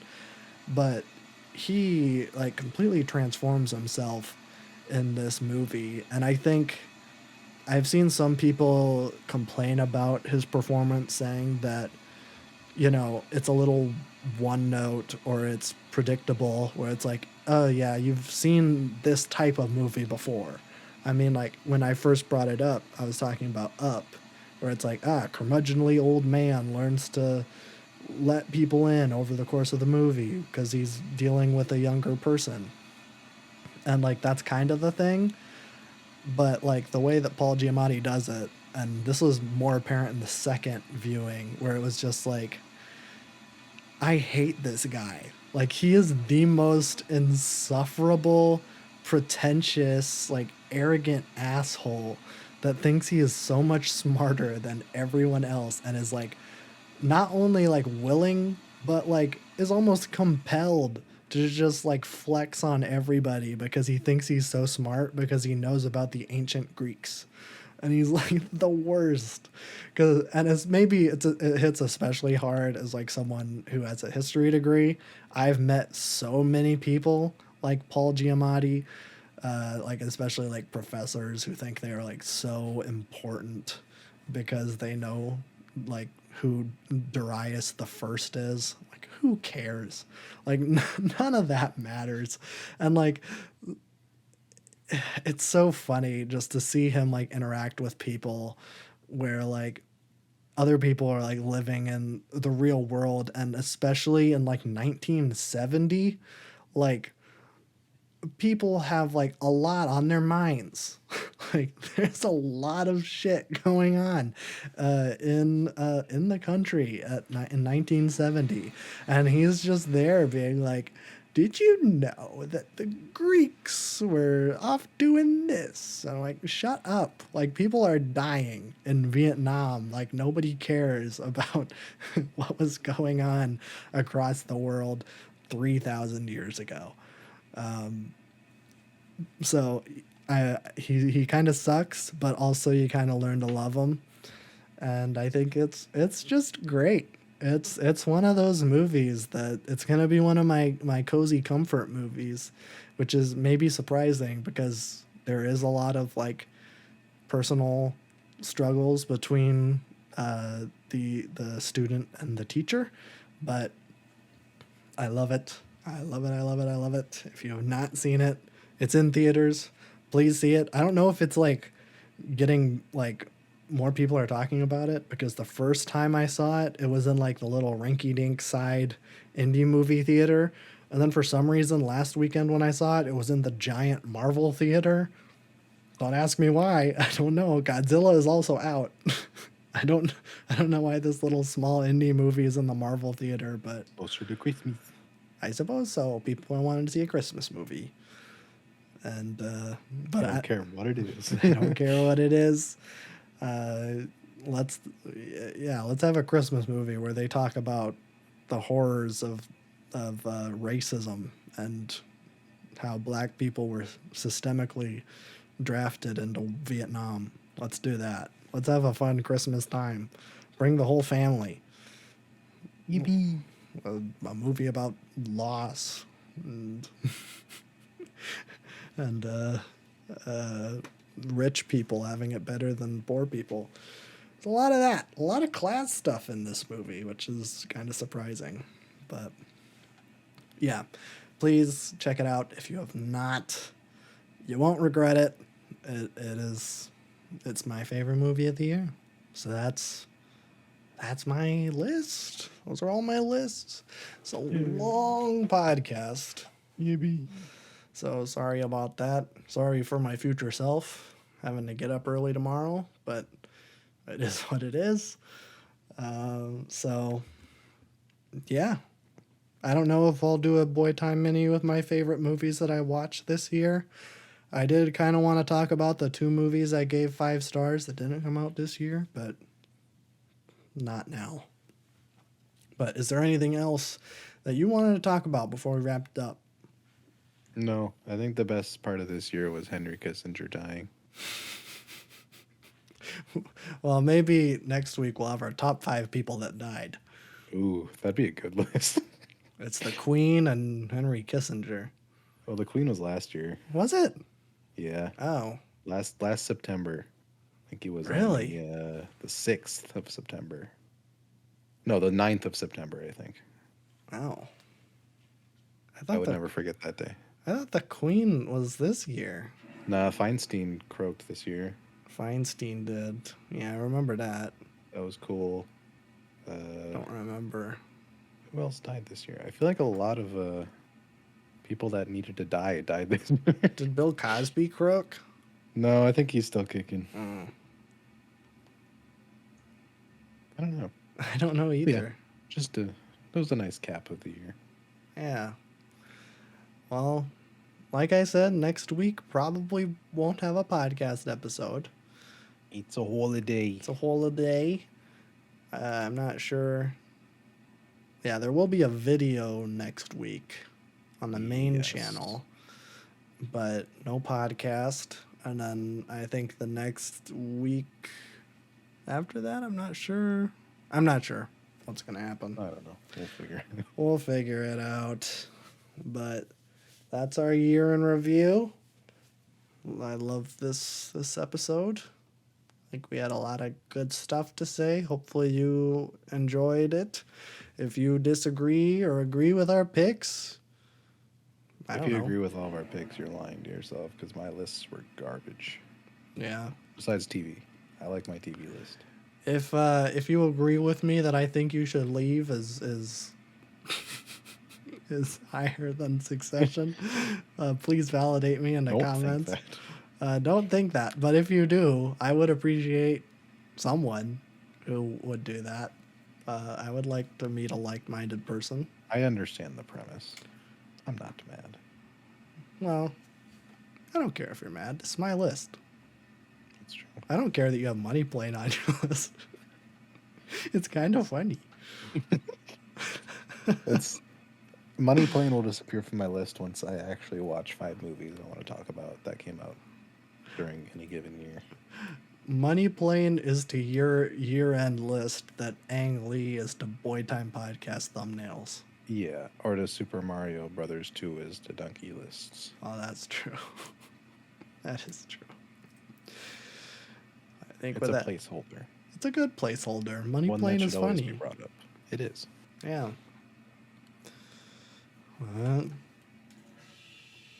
Bye bye, man.